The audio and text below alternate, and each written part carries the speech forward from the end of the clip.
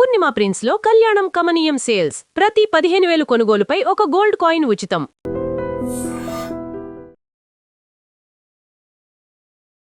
కొమురం భీముడో కొమురం భీముడో కొర్రాసు నెగడోలే మండాలి కొడుకో మండాలి కొడుకో.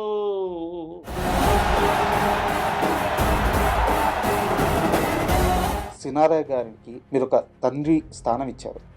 అలాంటి సినారే అవార్డు మీకు రావడం ఎలా అనిపిస్తుంది? కడుపులో పట్టనంత లేదా మనసులో పట్టనంత మెదడులో పట్టనంత ఆనందం అంటారు.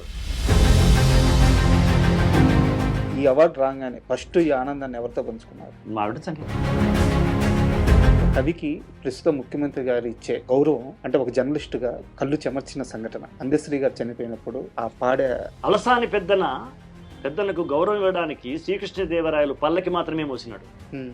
అందశ్రీ పాడే మోసినాడు రేవంత్ రెడ్డి గారు. నాకెందుకు ప్రేమ ఉండదయ్యా? రేవంత్ రెడ్డి గారి ప్రభుత్వంలో సుద్దాల అశోక్ తేజ్ గారు ఏదైనా కీలక పదవిలో కనిపించబోతున్నారా? మీ ఐ డ్రీమ్ అంటారు కదా, ఐ డ్రీమ్ ఆల్సో. ఒక పేపర్ మీద ఒకవైపు పూర్తిగా రాస్తే ఒక పాట అయిపోద్ది. అంత చిన్న శ్రమ 2 లక్షలు 3 లక్షల రూపాయల రెమ్యునరేషన్ ఉంటుంది. మీరు పనిగట్టుకొని కూర్చొని వందల పేజీలు ఉండే పుస్తకాలని రాస్తున్నారు. కన్ను మూసేదాకా పెన్ను మూసేదిలే, పెన్ను మూసేదాకా కన్ను మూసేది లే. ఇది తగ్గేదే లేకంటే పవర్ఫుల్గా ఉంది. చిరంజీవి గారికి ఠాగూర్ అయిపోయిన తర్వాత మీరు స్టాలిన్ అని చెప్పి ఒక సినిమాలో పాట రాశారు, సూర్యుడే అని చెప్పేసి. గౌరవనీయ ముఖ్యమంత్రి రాజశేఖర రెడ్డి గారు చనిపోయినప్పుడు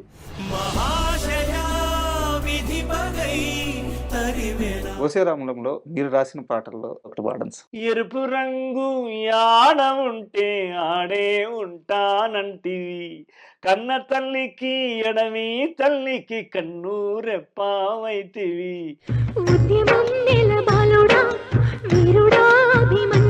తెలంగాణ స్త్రీలు పడిన బాధాకరమైన సంఘటనల గురించి, భర్తలను మధ్యలో కట్టేసి భార్యలను నగ్నంగా పాడించడం అనేది, ఆడించడం అనేది. మీ మీద అసలు చలం ప్రభావం లేదా? దండిగా ఉంది. నాకు మొట్టమొదటి నంది అవార్డు వచ్చింది. చలం గారి గురించి చాలా మందిలో చాలా పెద్ద అపోహ ఉంటది. చలం పుస్తకాలు చదివానని విడాకులు ఇచ్చిన సుద్దాల అశోక్ తేజకి నేషనల్ అవార్డు ఎందుకు ఇచ్చారు? ఆ అవార్డు వెనక్కి తీసుకోవాలి.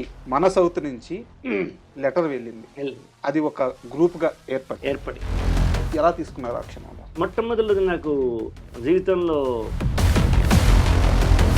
సినిమా పరిశ్రమకి గద్దర్ గారి కాంట్రిబ్యూషన్ ఏంటి, ఎంత, ఆయన పేరు పెట్టి అవార్డ్స్ కరెక్టేనా అని మాట్లాడే వాయిస్లు కూడా కొన్ని ఉన్నాయి. వాళ్ళకి మీ సమాధానం ఏంటి? సినిమా పరిశ్రమకి నందికి ఉన్న సంబంధం ఏంటి?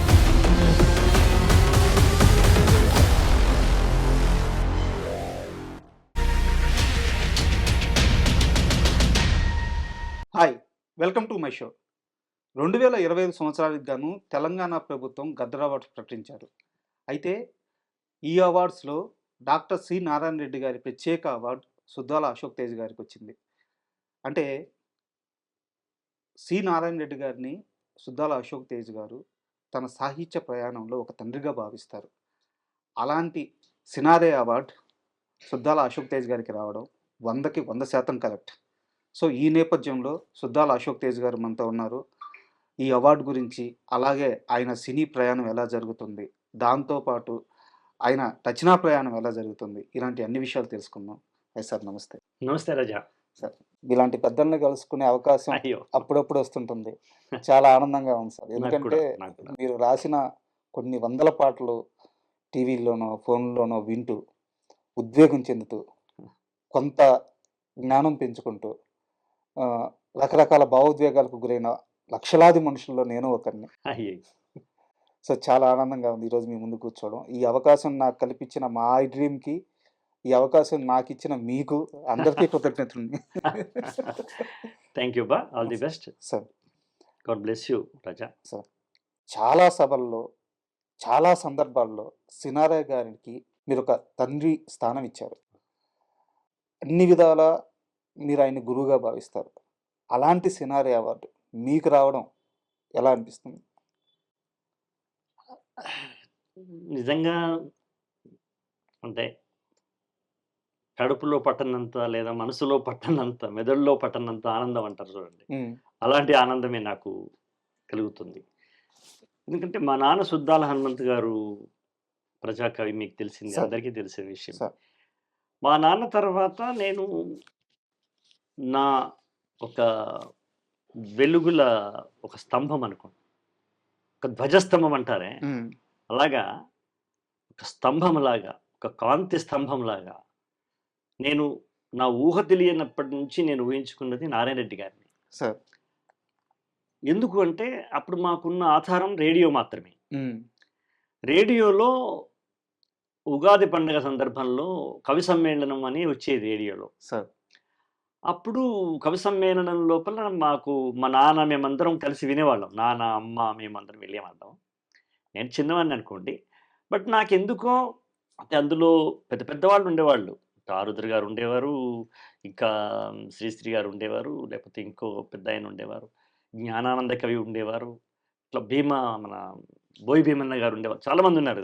సార్. ఒక అద్భుతమైన మాణిక్యాలు లాంటి వాళ్ళందరూ మాత్రమే కవిత్వం చదివేవాడు. హ్మ్. ఆ! అది ఎందుకు అంటే మరి మా నాన్నకు గూడా నారాయణ రెడ్డి గారంటే ఒక ప్రత్యేకమైన గౌరవం ఉండేది. సార్. ఆ! అప్పుడు వాళ్ళల్లో ఆయన యువకుడు. హ్మ్. ఎవరు? నారాయణ రెడ్డి గారు. చాలా స్ఫురద్రూపి ఆయన. హ్మ్. అంటే ఆ మూర్తిమత్వం కూడా చాలా గొప్పది. ఆయన వక్తృత్వం కూడా చాలా గొప్పది. ఆయన కవిత్వాన్ని చదివే విధానం చాలా గొప్పగా ఉంటుంది. సార్. ఆహ్, ఇంకొక రకంగా చెప్పాలంటే కొంత నాటకీయంగా ఉంటది. హ్మ్. ఎదుటి వ్యక్తిని ఆకట్టుకోవాలంటే కొంత నాటకీయత అవసరం అవుతది. సార్. అది మిగతా పెద్దలలో ఉండేది కాదు. హ్మ్. మాకు పిల్లలుగా అంటే హై స్కూల్ స్టూడెంట్స్‌గా, కాలేజీ స్టూడెంట్స్‌గా అది ఆకర్షణీయంగా ఉండేది.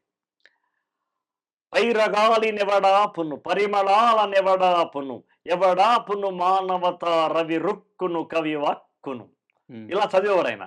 అది అప్పటిదాకా చదువుతున్న పెద్దల యొక్క ఆ ప్రెజెంటేషన్‌కి, టెండరింగ్‌కి ఇది తేడా ఉండేది. హ్మ్. కరెక్ట్. అలా నేను నారాయణ రెడ్డి గారిలాగా కవిత్వం రాయాలి, హ్మ్. చదవాలి. నారాయణ రెడ్డి గారిలాగా సాహిత్య ఉపన్యాసాలివ్వాలి. హ్మ్. నారాయణ రెడ్డి గారిలాగా సినిమా పాటలు రాయాలి.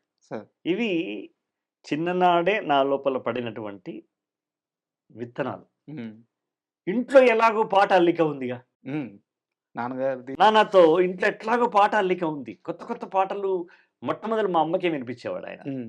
అది మేము వద్దన్నా మాకు వినబడేది గదా! మా హ్మ్. అమ్మ మమ్మల్ని ఒళ్ళో కూర్చోబెట్టుకోవడం, పక్కన కూర్చోబెట్టుకోవడం, నాన్న పాడుతుంటే మా నాయన హార్మోనియం వాయిస్తూ లేదా సితార వాయిస్తూ పాడేవాడు. అది తెలియకుండానే సహజాతి సహజంగా ఉగ్గుపాలతో వచ్చినట్టుగానే మాకు ఆ వాతావరణం మా హృదయంలో ప్రవేశించింది. హ్మ్. దానికి తోడు ఈ రేడియో వల్ల, ఈ సినిమా పాటల వల్ల రేడియో ద్వారా సినిమా పాటలు వింటాం కదా! అవునవును. అప్పుడు నారాయణ రెడ్డి గారు రచన, హ్మ్. గానం ఘంటసాల అనగానే ఇదేదో కొత్తగా ఉంటదనిపించింది నాకప్పుడు. ఈ నల్లని రాలలో ఇలాంటి పాటలు. అలాగే ఆహ్, యుగళ గీతాలు గూడా చాలా ఆయన ఎక్స్‌ప్రెషన్ నాకు నచ్చేది. హ్మ్. అలా మనసు నన్నే నానే ఆ గుంభనంగా ఉండే ఆ విధానం నాకు బాగా నచ్చింది. ఆయన నేను తొలి నాళ్లలోనే నా రోల్ మోడల్‌గా అనుకున్నా. సార్. అలా పెరుగుతూ, పెరుగుతూ ఆయనతో సాన్నిధ్యము దొరికింది. ఆయనతో సభ పంచుకోవడము దొరికింది. ఆయన నన్ను మెచ్చుకోవడము, నా పుస్తకాలకు ముందు పాటలు రాయడం. ఇవన్నీ నేను కన్న కలలన్నీ ఒక్కొక్కటి నిజమవుతూ వచ్చినాయి. ఆ కలల్లో ఒక భాగమే సినిమాలో పాటలు కూడా. హ్మ్. అదే ఆయన సినిమాలో రావాలి, ఆయన రాసిన దాంట్లో రావాలి అనుకున్నాను. అది 'ఒసేయ్ రాములమ్మ'లో ఆయన మొదటి పేరుంటది. సార్. రెండో పేరు నాది. అవును. ఇలా ఆయన నన్ను తనకు తెలియకుండానే నన్ను నడిపించిన వ్యక్తి ఆయన. సార్. నేను ఆయనకు ప్రత్యక్ష శిష్యుని గాదు. ప్రతిక్షణ శిష్యుడిని. అబ్బా! ఎంత గొప్ప మాట అన్నారు. కనుక ఆ ప్రభావం నా మీదుంటది. అలాగని నేనెక్కడా నారాయణ రెడ్డి గారి పాటని గాని, దేన్ని గాని నేను అనుకరించను. హ్మ్. మీరు ఆయన పద్ధతిలో అనేది ఉండదు. కాపోతే ఆయన నన్ను ప్రభావితం చేసినారన్నమాట సత్యం. సార్. అట్టనమాట. అంతే. సార్ ఈ అవార్డ్ రాంగానే ఫస్ట్ ఈ ఆనందాన్ని ఎవరితో పంచుకున్నారు? మా ఆవిడతోనే. హ్మ్. మా నేను ఒక ఫంక్షన్‌లో ఉన్నాను నేను. అంటే హ్మ్. మా చిన్న మనవరాలు నర్సరీ పిల్లలు ఉంటారు కదా, ఉమ్, నర్సరీ పిల్లలకు గ్రాడ్యుయేషన్ అని చేస్తారు ఈ ఇంగ్లీష్ మీడియం స్కూళ్ళలో. అవునవును.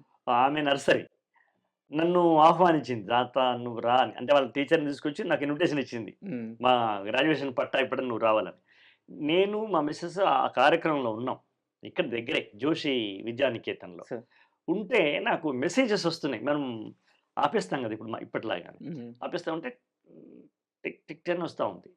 నేను అక్కడ మాట్లాడే దాంట్లో పిల్లలకు ప్రైజులు ఇవ్వడంలో కాన్సన్ట్రేట్ అయి ఉన్నా. అదంతా అయిపోయి దిగి మళ్ళీ కారెక్కుతున్నప్పుడు అప్పుడు చూస్తే మన మిత్రులు ఉన్నారు కదా, మీలాంటి మిత్రులు ఉంటారు కదా, సార్. అనేక మంది మన ఛానల్స్ వాళ్ళు, మిత్రులు, సాహిత్య పత్రిక అందరూ ఉన్నారు. అన్న నీకు నేను నారాయణ రెడ్డి గారు తొలి అవార్డు వచ్చింది, తొలి అవార్డు నీకు ప్రకటించింది గవర్నమెంట్ అనే విషయం. అప్పుడు ఓపెన్ చేసి చూస్తే భరద్వాజ గారు, తమిళనాడు భరద్వాజ గారు వినిపిస్తున్నారు, ఉమ్, ఇట్లా ఇట్లా ఒక్కొక్కరికి ఇది అని. నేను ఫస్ట్ నేను అనుకుంది అంటే నాకు గద్దర్ అవార్డు నేను ఈ మధ్యన గొప్ప పాటలు ఏం రాయలేదే ఉమ్, అనుకున్నా. ఉమ్, ఫస్ట్ అనుకున్నది సార్. కన్నప్ప రాశాను, మంచి పాటలు రాశాము. గొప్ప పాటలు ఏం రాసాము, ఎలా వచ్చింది అనుకున్నా. తీరా చూస్తే అది ఆ సంవత్సరం వచ్చిన పాట కాదు, మొత్తం నా కెరియర్ మీద ఇచ్చినటువంటి అవార్డులలో సార్. అదే పెద్దవాళ్ళందరికీ ఇచ్చినారు. అందులో నిజంగా చెప్పాలంటే అంత పెద్దవాళ్ళు చిరంజీవి గారు లాంటి మహానుభావులతో పోల్చుకుంటే మనం చిన్నవాళ్ళమే కదా అయ్యా సార్. కదా. ఆ వరుసలో నా పేరు ఉండడం అనేది, అందరికన్నా చిన్నవాడిని నేనే ఇప్పుడు అలా దాంట్లో. ఒక సంగీతం శ్రీనివాసరావు గారు, నారాయణమూర్తి గారు, జయసుధ గారు, మరి చిరంజీవి గారు, కమల్ హాసన్ గారు, అవును, అవును. ఆ దాంట్లో మనము రావడం అనేది బహు ఆనందం అనమాట. సార్. మహదానందం అంటారు కదా. మీకు బాగా నచ్చిన, బాగా ఇష్టమైన సి నారాయణ రెడ్డి గారి ఒక్క పాట పాడమంటే ఏ పాట పాడతారు సార్? నన్ను ప్రభావితం చేసిన పాట, నన్ను ఆలోచింపజేసిన పాట అమరశిల్పి జక్కన్లో ఈ నల్లని రాళ్ళలో ఏ కన్నులు తాగాను. ఉమ్, మేము స్కూల్కి నడిచి వెళుతూ ఉంటే రాళ్ల గుట్టలు ఉండేవి మాకు. అవి వాటితో మేము దెబ్బ తాకించుకుంటే ఎర్రని రక్తం వచ్చేది మాకు. ఉమ్, జారి పడితేనో దాని మీదకి వెళ్ళి రచ్చబండలాగా ఆడేవాళ్ళం, జారుడు బండ ఆడతాం. ఇంత కఠినంగా ఉండి ఈ రాళ్లలో కళ్ళు ఉన్నాయంటాడు, ఏంటి ఈ పెద్ద మనిషి, అసలు ఈయనకి ఏం కవిత్వం ఇది అని ఆయన మీద రివర్స్గా ఆలోచించడంతో మొదలైంది ఆయన గురించి ప్రయాణం. ఉమ్, మాకేమిక ఇప్పుడు ఈ నల్లని రాళ్ళలో ఏ కన్నులు తాగాను అనేది ఒక పెద్ద శిల్పం మీద రాసినాడని మా 6వ తరగతి పిల్లలకి ఏం తెలుసు. ఉమ్, అలా అనుకుంటూ వినడం మొదలుపెట్టి మా నాన్న దగ్గరికి వెళ్ళి అడిగాం. ఉమ్, అప్పుడు నాన్న చాలా వివరించినాడు. ఆయన ఈ నల్లని రాళ్ళలో ఏ కన్నులు తాగాను అనేది ఒక శిలను శిల్పంగా చేస్తున్నప్పుడు కళ్ళు నల్లగా ఉంటాయి కదయ్యా, ఉమ్, అందులో రాళ్లల్లో కళ్ళని చూస్తున్నాడు ఆయన. అది గొప్ప భావ వ్యక్తీకరణ రాని. అప్పుడు మాకు అది కూడా పెద్దగా అర్థమైనట్టు లేదు. మొత్తానికి ఆ పాట నన్ను పట్టుకున్నది అది. సార్. అంటే యాక్చువల్గా నేను ఇంటర్వ్యూ మధ్యలో కానీ లాస్ట్లో కానీ అడగదాం అనుకున్నాను, కానీ ముందే ప్రస్తావన వచ్చింది. ఈ అవార్డు రాగానే ఎవరితో పంచుకున్నానంటే మీ అర్ధాంగి పేరు చెప్పారు. పక్కనే ఉన్నారు. అయితే నాకు ఒక చిన్న ఇన్ఫర్మేషన్ తెలుసు సార్. సినిమాలో అవకాశాల కోసం ప్రయత్నిస్తున్న కాలంలో ఒక రాత్రి అంతా నిద్ర లేకుండా ఒక్క అవకాశం కోసం, అది ఒక రకమైన అవమానమే. అంతే. అది అవమానింపబడుతున్నారు అని మీకు కూడా తెలుసు. ఆ రాత్రి అంతా నరకం అనుభవించి ఇంటికి వచ్చి ఆమె భుజం పైన తలబెట్టి బోరున ఏడ్చి సత్యం బాబు, సత్యం రాజా.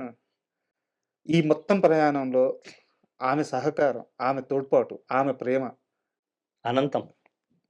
దాన్ని మనం ఒక పరిధిలో చేర్చి చెప్పలేనంత. తన తోడ్పాటు లేకపోతే మనకు పాట లేదు. ఒక్క మాట ఎందుకు అవసరమా గవర్నమెంట్ జాబ్ వదిలేయడం అవసరమా అని ఒక్క వాక్యంతో పరిసమాప్తమయ్యేది నాది సినీ జీవితం. కానీ నా మీద ఆమెకున్న నమ్మకం కావచ్చు, లేదా మేము పెళ్లి చేసుకున్నప్పుడు నేను వెర్రి పాటలు, పిచ్చి పిచ్చి పాటలు అన్ని ఆమె మీదనే అల్లి పాడిన క్షణాలు కావచ్చు. పాడారా? ఉంటాయి కదా.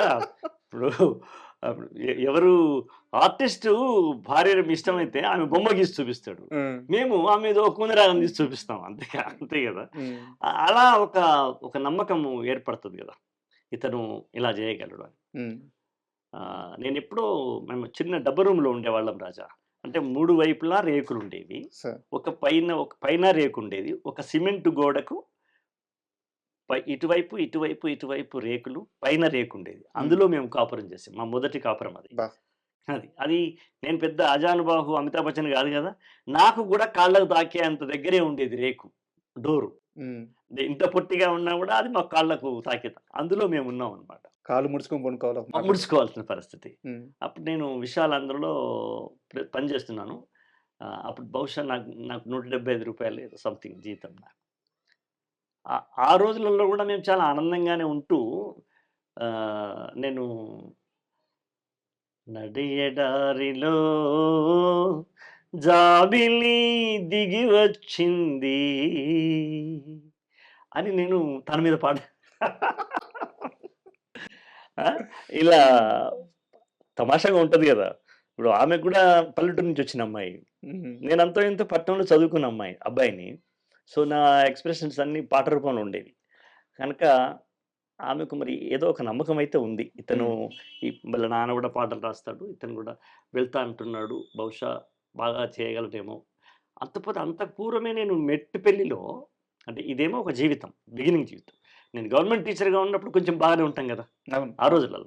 పల్లెటూరులో టీచర్ని, మాకేం తక్కువ. అప్పుడు మేము అప్పటికే నాకు ఆ కరీంనగర్ జిల్లాలో నాకు ఒక కలెక్టర్ సమావేశమైన, ఒక ఎమ్మెల్యే గారు వచ్చిన నన్ను పిలవడము, నాతోని ఉపన్యాసం చేయించడము, ఒక పాట చేయించడం, ఇవన్నీ తను చూస్తుంది కదా. ఓకే. అక్కడ ఉన్న పెద్దలు, సాహిత్య పెద్దలు ఉండేవాళ్ళు. అంద వెంకటరాజన్ గారని, ఆయన అవధాని, అలాగే శ్రీగారి శంకర కవి గారని ఒక పెద్ద కవి. వీళ్ళందరూ కూడా నా పాట విషయంలో, నా మాటల విషయంలో వాళ్ళు మెచ్చుకునేవాళ్ళు. ఇదంతా చూస్తుంది కాబట్టి ఏమో ఇతను కూడా తప్పేముంది, వెళ్తే నిలబడతాడు కావచ్చు అనే నమ్మకం నన్ను నడిపించింది, ఆమె సపోర్ట్. సరే, అది సీరియస్ క్వశ్చనే. మీరే ఇందాక అన్నారు, నేను పనుకుంటే కాళ్ళు ముడుచుకొని పనుకోవాల్సినంత ప్లేస్లో ఉండాల్సి వచ్చిన రోజులు కూడా ఉన్నాయని చెప్పేసి. మీ నాన్నగారు హనుమంతరావు గారు, వారి గురించి అంటే మీ ముందు కూర్చోవడమే నాకు ఈ జన్మ అదృష్టం. హనుమంతరావు గారి గురించి నేను కొత్తగా పరిచయం చేయడం, వారి గురించి మాట్లాడడం, ఆయన నిజంగా అంత గొప్ప వ్యక్తి. నాకు ఒక చిన్న సంఘటన తెలుసు. చిన్న సంఘటన కాదు, చాలా పెద్ద సంఘటనే. వారు ఒక సిద్ధాంతాన్ని నమ్మి ప్రయాణిస్తున్న కాలంలో రాజకీయ అవసరం కోసం అవతల వాళ్ళు నువ్వు ఈ విధానాన్ని నమ్మి పక్కకు వచ్చేసి మా సైడ్ వచ్చేస్తే, ఆ రోజుల్లో వాళ్ళు ఆఫర్ చేసిన అమౌంట్ కొన్ని తరాలు కూర్చొని తినేంత అమౌంట్, భూమితో సహా ఇచ్చారు కదా. హైదరాబాదులో ఇల్లుతో సహా ఆఫర్ చేశారు. నాన్న దాన్ని సున్నితంగా తిరస్కరించారు. అమ్మ కాస్త కోపంగా తిరస్కరించింది. మా నాన్న చాలా నమ్రత గల మనిషి. ఆయన పాటల్లో ఉన్న పట్టుదల, వేగత్వము మాటల్లో ఉండేది కాదు. ఆయన చాలా వద్దండి, మేము ఒక దానికి అంకితమై ఉన్నాం కదా, ఇట్లా మాట్లాడే పద్ధతి. మా అమ్మ ఏమనుకుంటున్నారు మీరు, అసలు గంట సేపటి నుంచి మా ఆయన్ని సతాయిస్తున్నారు అంటే, దీనికి మేము అమ్ముడు పోతామని కదా మీ ఉద్దేశం. ఏమేమి ఆఫర్ చేశారు సార్? నాగార్జున సాగర్ ఆయకట్టు కింద ఒక 10 ఎకరాల భూమి, హైదరాబాద్లో ఒక ఇల్లు, అప్పుడు ఒక 10,000 రూపాయలు. అప్పుడు నిజంగా చెప్పాలంటే ఆ వచ్చిన వాళ్ళకి టీ తప్ప భోజనం పెట్టే పరిస్థితులు లేదు ఇంట్లో. పేదరికమే. టీ మాత్రమే పోయగలదు. అది కూడా ఎందుకు అంటే, ఇరుగు పొరుగు వాళ్ళు అవసరమైతే పుణ్యానికే వస్తారు కదా పాలు, అలా చేయగలరు. ఒక మజ్జిగ ఇవ్వగలదు, లేదా చల్ల అంటాం మేము, చల్ల ఇవ్వగలదు. కానీ వాళ్ళ వచ్చిన 10 మందికి కూర్చోబెట్టి కందిపప్పుతో కూడా భోజనం పెట్టలేని పరిస్థితిలోనే ఉన్నారు వాళ్ళు. అయినా సిద్ధాంతం నమ్మిన విధానం అది. కానీ నాకు ఇంకో విషయం కూడా తెలుసు సార్, ఇది కరెక్టో కాదో మీరే చెప్పాలి. కడుపు నింపుకోవడం కోసం బయటకు వెళ్ళి ఉద్యమాలు చేశారు, పాటలు రాశారు, జనాలను చైతన్యం చేశారు. కానీ బయట అంత పోరాటం చేసిన మనుషులు ఇంటికి వచ్చి కడుపు నింపుకోవడానికి మిషన్ కుట్టాల్సి వచ్చేదంట కదా. అమ్మ మిషన్ కుట్టేది, నాన్న కత్తిరించి, అంటే బట్టలు కత్తిరిస్తారు కదా, ఫస్ట్ కత్తిరియాలి కదా. అవును, కత్తిరించి ఇవ్వడము నాన్ననే అమ్మకు నేర్పినాడు. మరి ఇన్ఫర్మేషన్ ఏంటంటే, అమ్మ బిడిలు చేస్తుంది, ఆలేరు వాళ్ళని బిడిలు చేయగలదు ఆమె. మిషన్ కుట్టడం నాన్న నేర్పించినాడు, ఎందుకంటే ఆర్య సమాజంలో పనిచేస్తున్నప్పుడు ఆయన ఇక్కడ టైలర్ అయినా.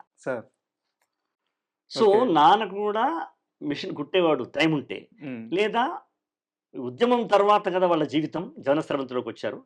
అప్పుడు నాన్న ఎన్నుకున్న వృత్తి ఏంటంటే ఆర్ఎంపీ డాక్టర్. ఓకే. దాన్ని కూడా ఆయన ఉత్తగానే మొదలుపెట్టలా. వాళ్ళ నాన్న డాక్టరే, ఆయుర్వేద డాక్టరే వాళ్ళ నాన్న కూడా. ఆయన పస్తర్లు అవి ఇవి చేసేవాడు. మా నాన్న ఏం చేశాడు, ఆ రోజులలో ఆర్ఎంపీ టెస్ట్ పాల్గొని పరీక్ష రాసి ఇంటర్వ్యూ చేసి, అప్పుడు నైజాం రాజుకు ఒక హకీం ఉండేవాడు, రాజవైద్యుడు అంటారు వాళ్ళు. ఆ రాజవైద్యుడు హకీం దగ్గరికి వెళ్ళి ఇంటర్వ్యూ పాల్గొని ఆయన ద్వారా సర్టిఫికేట్ తీసుకొని వచ్చి మొదలుపెట్టినాడు. ఎందుకు అంటే ప్రజలతో సంబంధం కలిగినవి 2 వృత్తులు. వాళ్ళు నమ్ముకున్నారు అప్పుడు. టైలరింగ్ చేస్తే ఆడవాళ్లతో, మగవాళ్లతో, ఊళ్ళో ఉన్న ప్రజలతో నిత్య సంబంధాలుంటాయి. వైద్యం చేస్తే ప్రతి వాళ్ళకి ఏదో జబ్బో, జలుబో, సర్ది అవుతుంది. నిత్య సంబంధాలుంటాయి. ప్రజలతో సంబంధం మానుకోవద్దు. అలాంటి వృత్తిని ఎన్నుకోవాలని చాలా వాంటెడ్లీ వెతికి మరీ ఎన్నుకున్నారు. అది వాళ్ళ అది జీవన విధానం. ఏ రోజన్నా నేను కోపం అన్ను, ఏ రోజన్నా బాధపడ్డారా? మా నాన్నగారు ఇంత పెద్ద ప్రయాణం చేశారు, ఇన్ని పోరాటాలు చేశారు, ఇన్ని ప్రజలకి పాటలు రాశారు, ప్రజాకవి అనిపించుకున్నారు, ఇంత కీర్తి గడించారు, నాకు ఆర్థికంగా ఎలాంటి వెసులుబాటు కల్పించకుండా వెళ్ళారని ఏ రోజన్నా బాధపడ్డారా? లేదు. ఎందుకంటే ఆ పెంపక నేపథ్యంలోనే మాకు ఆలోచన రాలేదు. ఎందుకంటే నిత్యం ఇంటికి వస్తూ పోతుండే విషయాలు, నాన్న పాల్గొనే ధర్నాలు, నాన్న పాల్గొనే సత్యాగ్రహాలు, దానికోసం రాసే పాటలు, ఆయన ఇదే రామరాజ్యమా, ఇదే ప్రజాస్వామ్యమా, నిదానించి మదినిగాంచి యథార్థంబు బలుకుమా, నా తెలుగు బలగమా, ఇలాంటి పాటలు ఆయన రాసేవారు. రైతు కళ్ళ మందు ధాన్య రాశికి విలువ ఉండబోదు, మార్కెట్లో చేర్చిన మరునాడు ధరల కంతు లేదు. ఇవాళ మీరు పేపర్లలో అంటే పాత్రికేయులు పెద్దవాళ్ళు రాస్తున్న కాలంని మా నాన్న 50 years బ్యాక్ ఆయన పాటలు రాసినారు. దళారీ వ్యవస్థ అంటే ఆ భవిష్యత్ దర్శనం చూడండి. రైతు దగ్గర పంట ఉన్నప్పుడు ధర దిగిపోద్ది. టమాటా 50 పైసలకే కిలో. మళ్ళీ ఆ రైతే టమాటా కొనుక్కోవాలంటే 50 రూపాయల కిలో అవుతుంది. మా ఎక్కడ జరిగింది? మార్కెట్లో జరిగింది. దళారీ వ్యవస్థ. ఇది ఆనాడే మా నాన్న పాటలు రాసినాడు. మా పొట్టలు గొట్టి గింజలు దాచిపెట్టిరి తిండి దొంగలు, వారికి బ్యాంకులలో రుణము, వారినిగా పాడే ప్రభుత్వము అని రాసినాడు ఆయన. నిజమాడిత బందీ కానలు, అన్నమడిగిత తుపాకి కాల్పులు, పాలక వర్గముకు విలీలలు, ప్రజల ఆకలి బాధలు చావులు, మా కడుపుల ప్రేగుల అరపులు, వెలువడి రూపొందెను సమ్మెలు అని కొనసాగున విప్లవ జ్వాలలు, చెలరేగెను అవ్యనలు మూలలు, ఆహ మంటలు మంటలు మంటలు, దేశమంతటా ఆకలి మంటలు, ఇంకెన్నాళ్ళు ఈ నరకం, ఇంకెందులకి చెలగాటం అని రాసిన ఆయన. అంత మహానుభుడు అలా రాస్తే నేను ఒసే రామలమ్మలో ఆ మాత్రం రాయలేనా? That my blood, that my genetics కదా. కాబట్టి నాకు ఒసే రామలమ్మలకు పాటలు మహానుభావుడు తండ్రి దాసనారాయణరావు గారు నన్ను కూర్చోబెట్టినప్పుడు పూటకో పాట రాయడం అలా జరిగిపోయింది సార్. నేను చచ్చిపోతున్నా రేపే డప్పై పుడత, నీ ప్రస్థానానికి నే విప్లవాల దరువవుతా అని రాయడం నాకు అది నీలప్రాయం కదా. అంతే కదా. దట్స్ మై బర్త్ రైట్ అన్నమాట. నా జన్మ హక్కు కదా. ఎవరినైనా ఈ పదం ఎలా పుట్టింది అడగొచ్చు కానీ సుద్దాల అశోక్ తీసిన అడగకూడదు. ఎందుకంటే ఆయన పుట్టింది పెరిగింది పాటలు ఉంటుంది, మొత్తం పాటలోనే. కాబట్టి ఆ క్రెడిట్ గోస్ టు అమ్మా నాన్న సార్. గ్రేట్ పర్సన్ సార్, చాలా గ్రేట్ పర్సన్ ఆయన. అయితే వాళ్ళు ప్రజల కోసం బతికినారు రాజా. వాళ్ళు ఎలాంటి ఆఫర్స్ వాళ్ళు స్వీకరించడం లేదు, ఎలాంటి ప్రలోభాలకు లోనవలేదు. ఇవాళ మనం చూస్తున్న రాజకీయ నేపథ్యం వేరు. పొద్దున ఒక జెండా, ఒక కండువా ఉంటుంది, మధ్యాహ్నం ఒక కండువా ఉంటుంది, మళ్ళీ రాత్రికి మళ్ళీ సేమ్ కండువకి వస్తారు. ఇది మనం చూస్తున్న నేపథ్యం. కానీ వాళ్ళు కొంచెం సత్యకాల మనుషులు కదా.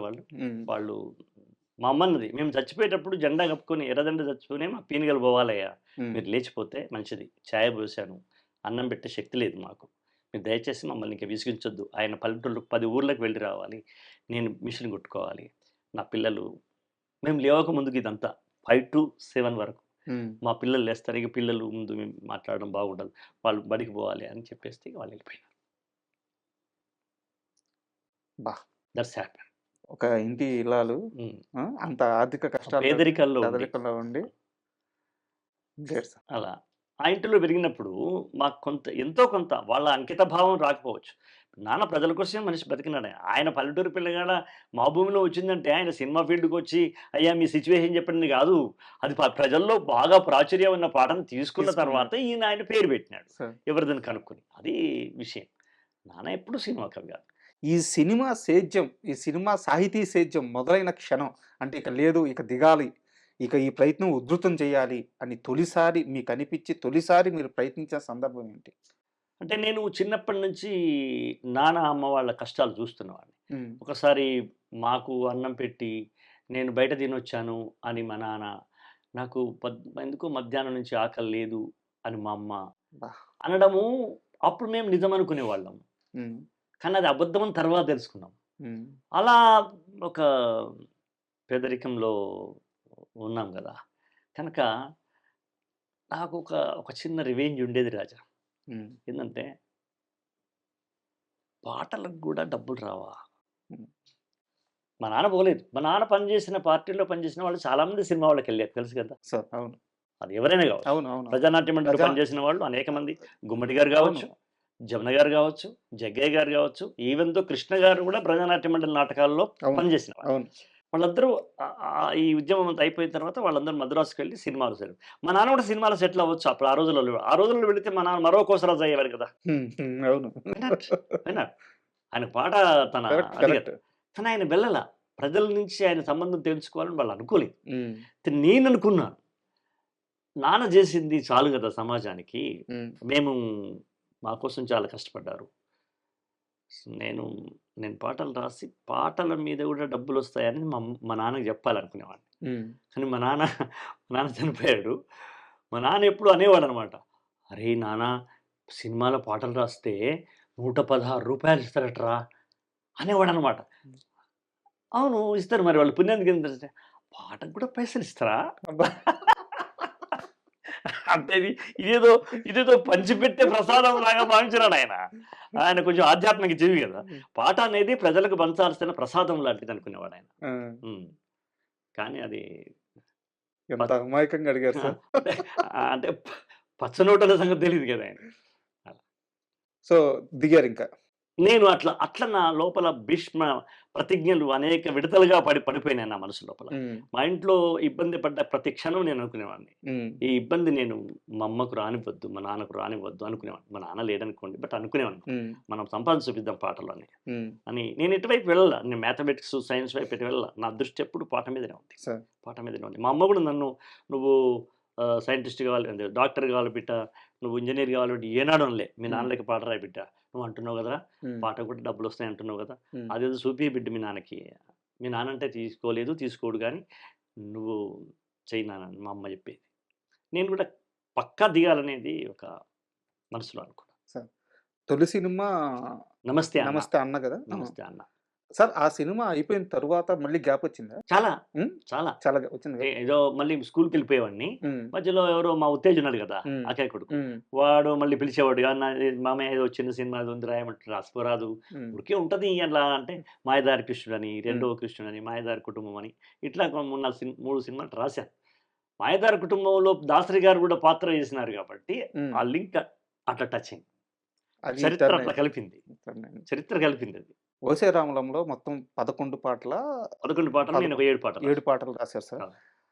నిజానికి దాసరి గారికి గూడా చాలా కొత్త ఆ సినిమా. అంటే అప్పటిదాకా ఆ నేపథ్యంలో ఆయన జోనర్ అది గాదు. అది కాదు ఆయన జానర్. అంతకుముందు ఒక్కటి చేశాడు. 'ఒరే రిక్షా'తో ఆయన జోనర్ హ్మ్. స్టార్ట్ అయింది. హ్మ్. ఇది ఈ జోన్. హ్మ్. బట్ పూర్తి తెలంగాణ 'ఒసేయ్ రామలమ్మ' 'ఓసే నెక్స్ట్. రాములమ్మ' 'ఒసేయ్ రామలమ్మ.' మీరు కొత్త. హ్మ్. అంతే గదా! పరిచయం అప్పుడే ఆ! పరిచయం. మీరు చాలా కొత్త. మిమ్మల్ని నమ్మడానికి మీరు చూపిచ్చిన విద్వత్తేంటి ఆయనకి ఉదాహరణగా? ఆయన 15 నిమిషాలు ఇచ్చిన టైం 2:30 గంటల దాకా ఆయన పాడించుకున్నాడు నాతో. హ్మ్. నాకు పాడే అలవాటుంటది. సార్. మేము సరదాగా అంటుంటాం. పాడుగుణం ఉంటది మాకని. పాడుకున్న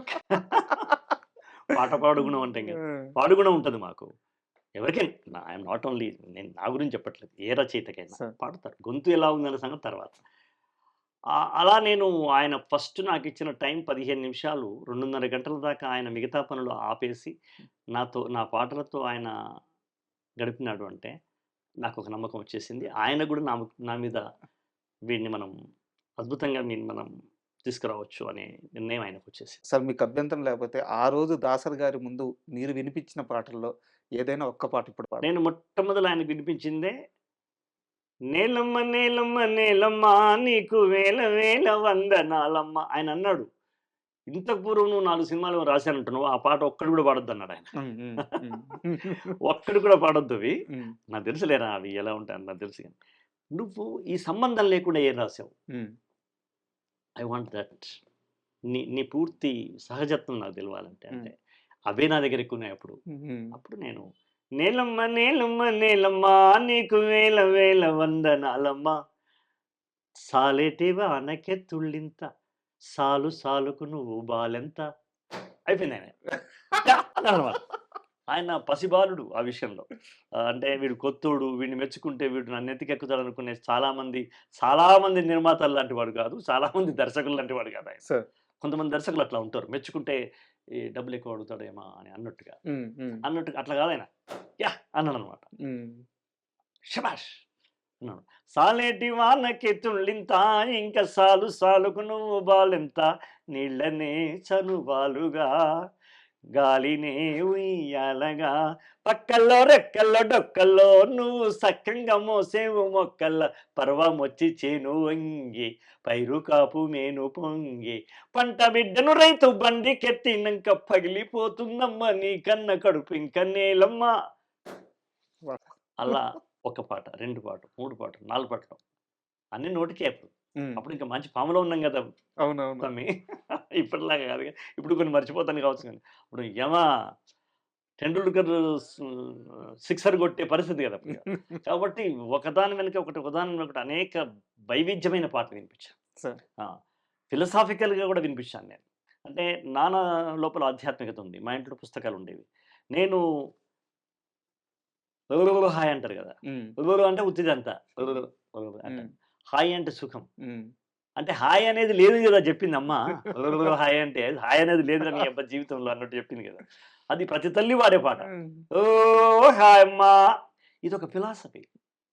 మదర్ పిచ్చిది కాదు, ఫిలాసఫరే అని ఇట్లా చెప్పి, మన తల్లి చిన్ననాడే మనకు జోల పాడింది, హుళక్కిరా హుళక్కిరా బ్రతుకులో హాయ్, అదే హాయ్. వావ్ వావ్ ఇట్లా అన్నాడు. దగ్గరికి వెళ్ళి హక్ చేసుకో. శ్రీకృష్ణ దేవరాయలే.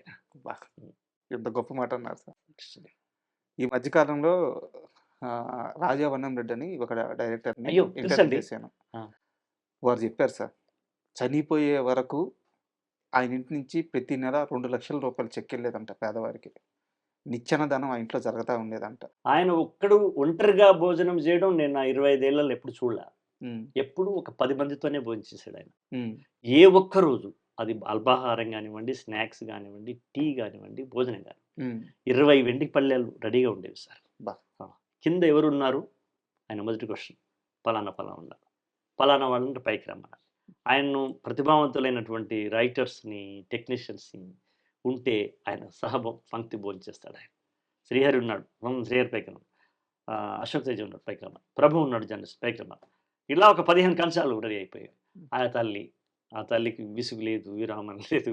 సరే వంట చేసే ఉంటారు అనుకోని, పర్యవేక్షణ ఆమెదే. అంతే కదా. అమ్మ మా అందరికీ ఒకటేసారి భోజనం పెట్టి, గురువుగారికి ఏది ఉంటుందో మాకు అదే, అది టిఫిన్ అయినా భోజనం అయినా. అలా నేను ఎప్పుడైనా ఒక్కడు భోజనం చేసింది నేను నా కళ్ళతో చూడాలి. అది తోసరిగా ఆ సంప్రదాయము ఎవరు ఏమనుకున్నా సరే కానీ అది ఎక్కడ కనిపించదు ఎక్కువ. ఇండస్ట్రీలో ఒక సేయింగ్ ఉంటుంది సార్, లైట్ బాయ్ అంటే చాలా చిన్న స్థాయి గురించి మాట్లాడట్లేదు, టెక్నీషియన్ లైట్ బాయ్ 24 క్రాఫ్ట్ లో ఒక సెక్షన్. ఎక్కడికి వెళ్తున్నావు అంటే, నాకు డబ్బులు కావాలి, దాసరి గారి ఇంటికి వెళ్ళి కంప్లైంట్ ఇవ్వడానికి వెళ్తున్నాను అంటాడంట. అదేంటంటే దాసరి గారి ఇంటికి ఎవరైనా పోవచ్చు కదా. పోతే తనకు వస్తాయి లేకపోతే మొదలు తనిస్తాడు. సార్ ఇట్లా అయింది సార్, ఆయన నాకు 10,000 ఇస్తలేడు సార్ అంటే, మొదలు తను 5,000 ఇస్తాడు. నేను అది చెప్తా లేరా, అది కూడా వచ్చేస్తాయి, మొదలు ఇది కానీ అని చెప్పేసి పంపించి ఫోన్ చేసి, ఏమయ్యా మాలాంటి వాళ్ళకి కదా ఎగ్గొట్టాలి, ఏం కాదు, నువ్వు 10 లక్షలు ఇవ్వకపోతే ఓకే, కానీ వాడు 10,000 కదా సార్. లేదు సార్ ఇప్పుడు ఇచ్చేస్తుంది, పిలిచి నాకు ఫోన్ చేయాలి మళ్ళీ, సార్ నాకు 10,000 వచ్చినాయి సార్. ఇతను ఇచ్చిన 5,000తో పాటు 15,000 ఉంటాను. Is happy, his family is happy. That is the look, దృక్పథం. అది గ్రేట్ పర్సన్ సార్. ఓసేరాములంలో మీరు రాసిన పాటల్లో నాకు నచ్చిన ఒక పాట ఉంది, నేను ఖచ్చితంగా అడిగి పాడించుకుంటాను. మీకు నచ్చిన పాట ఒకటి పాడండి సార్. నేను అంటే అన్ని సందర్భ ఉచిత పాటలయ్యా. అన్నీ కరెక్ట్‌గా కుదిరేవి. కానీ ఆ రోజులలో ఆయన నాకు తెలియకుండా చేసిన సహాయం ఏంటంటే, 4, 5 జోనర్‌లు సెలెక్ట్ చేసుకొని అన్ని రకాల రసాలలో వైవిధ్యంగా నాతోని రాయించినారు. హ్మ్. అది నాకు తెలీదు అప్పుడు ఆయన అది చేస్తున్నాడో అది రేపు నాకు పనికొస్తదని. విషాదం, విప్లవం, బాధ, కన్నీళ్ళు, వెటకారం ఇలాంటివన్నీ ఎన్నుకొని పాడించినాడాయన. రాయించినాడాయన. అది నాకు తెలీదప్పుడు. ఇంటి ఇంటి జానవే ముద్దులాపు బంతి విధి రాణివే తీరు నిజే బంతి పువ్వుల తేరు నీ సాటి కన్నలిటలేరు నిన్ను చూడ కోరికల పోరు శోభ దివ్యాంగులైన సరిరారు నిన్నుగా నోళ్లకు జోహారు అక్కడ పంచనమాట. ఇట్లాంటి ఒక ఒక వినోదాత్మకమైన ఇంపార్టెంట్ సన్నివేశానికి ఇది తీసుకున్నాను. రామ సక్కని తల్లి రాములమ్మో రాములమ్మ నువ్వు రాయోలే కూసున్నా. చూడండి ఒకే రచయిత నుంచి ఇట్లా రాపిస్తే అన్ని రాయగలడు, వెర్సటైల్ రైటర్ అవుతాడు అని మొట్టమొదలే మనకొక అద్భుతమైనటువంటి ఇమేజ్ కల్పించి వదిలినట్టు కదా. అంతే కదా అది అది ఎందరు చేయగలరు. సార్. తర్వాత ఇంకో వైపు వస్తాయి విప్లవం. మీకు చెప్పాను నేను. రాములమ్మవో రాములమ్మవో రాములమ్మ ఒక విప్లవాత్మకమైన పాట. కొడుకును పోగొట్టుకుంటే ఎరుపు రంగు యాడ ఉంటే ఆడే ఉంటానంటివి కన్న తల్లికి ఎడమి తల్లికి కన్ను రెప్పావైతివి ఓ నెత్తురే పొత్తిల్లుగా ఈ నేలపై పడి ఉంటివి ఓ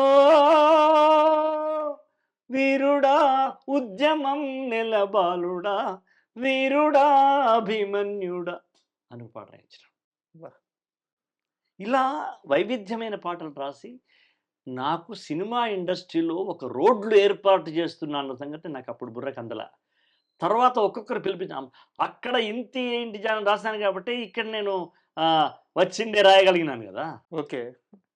అక్కడ విప్లవం పాట నేను రాయగలిగినాను కాబట్టి ఇక్కడ ఆర్ఆర్లో కొమరం భీముడు రాయగలిగినాను కదా. దారులు వేసేసారు ఆయన. దారులు వేశారు. నాకు అప్పుడు దారులు వేస్తాను తెలీదు. అయ్యగారు చెప్తున్నారు మనం రాస్తున్నాం అనుకున్నాం. ఇలా ఆయన చేసిన మేలు. ఇంకోటి కూడా సార్, అంటే మళ్ళీ నాన్నగారి ప్రస్తావన వస్తుంది. వారు ఇక్కడుండే నిజాం పరిపాలనలకు కానీ ఇక్కడుండే ధరల వ్యవస్థకి వ్యతిరేకంగా వెట్టి చాకిరీ వ్యవస్థకు కానీ ఎంత పోరాటం చేశారో ఓసే రాములమ్మ సినిమాలో మీరు రాసిన ప్రతి మాట, ప్రతి పదం, ప్రతి అక్షరం అప్పటి పరిస్థితులను చూపించినాయి. చూస్తే అవును. అది నాకు ఎందుకో కంటదగ్గనంగా తెలుసు కదా. నాకు నాన్న అమ్మ ద్వారా తెలుసు కదా, కాబట్టి రాయడానికి నాకు సులభమైందంటున్నా. మా అమ్మ వందల విషయాలు చెప్పింది, వేరే తెలంగాణ విషయాలు. ఎలా చనిపోయినారు, ఎలా బలి అయినారు, ఎట్లా సజీవ దహనం చేసినారు, ఎన్ని బాధలు పెట్టినారు, ఆడవాళ్ళని ఎలా ఇబ్బంది పెట్టినారు, ఒంగోబెట్టి ఎలా రాళ్ళు పెట్టినారు, లక్ష విషయాలు చెప్పేది కదా మా అమ్మ, మా నాన్న వాళ్ళ చర్చలు.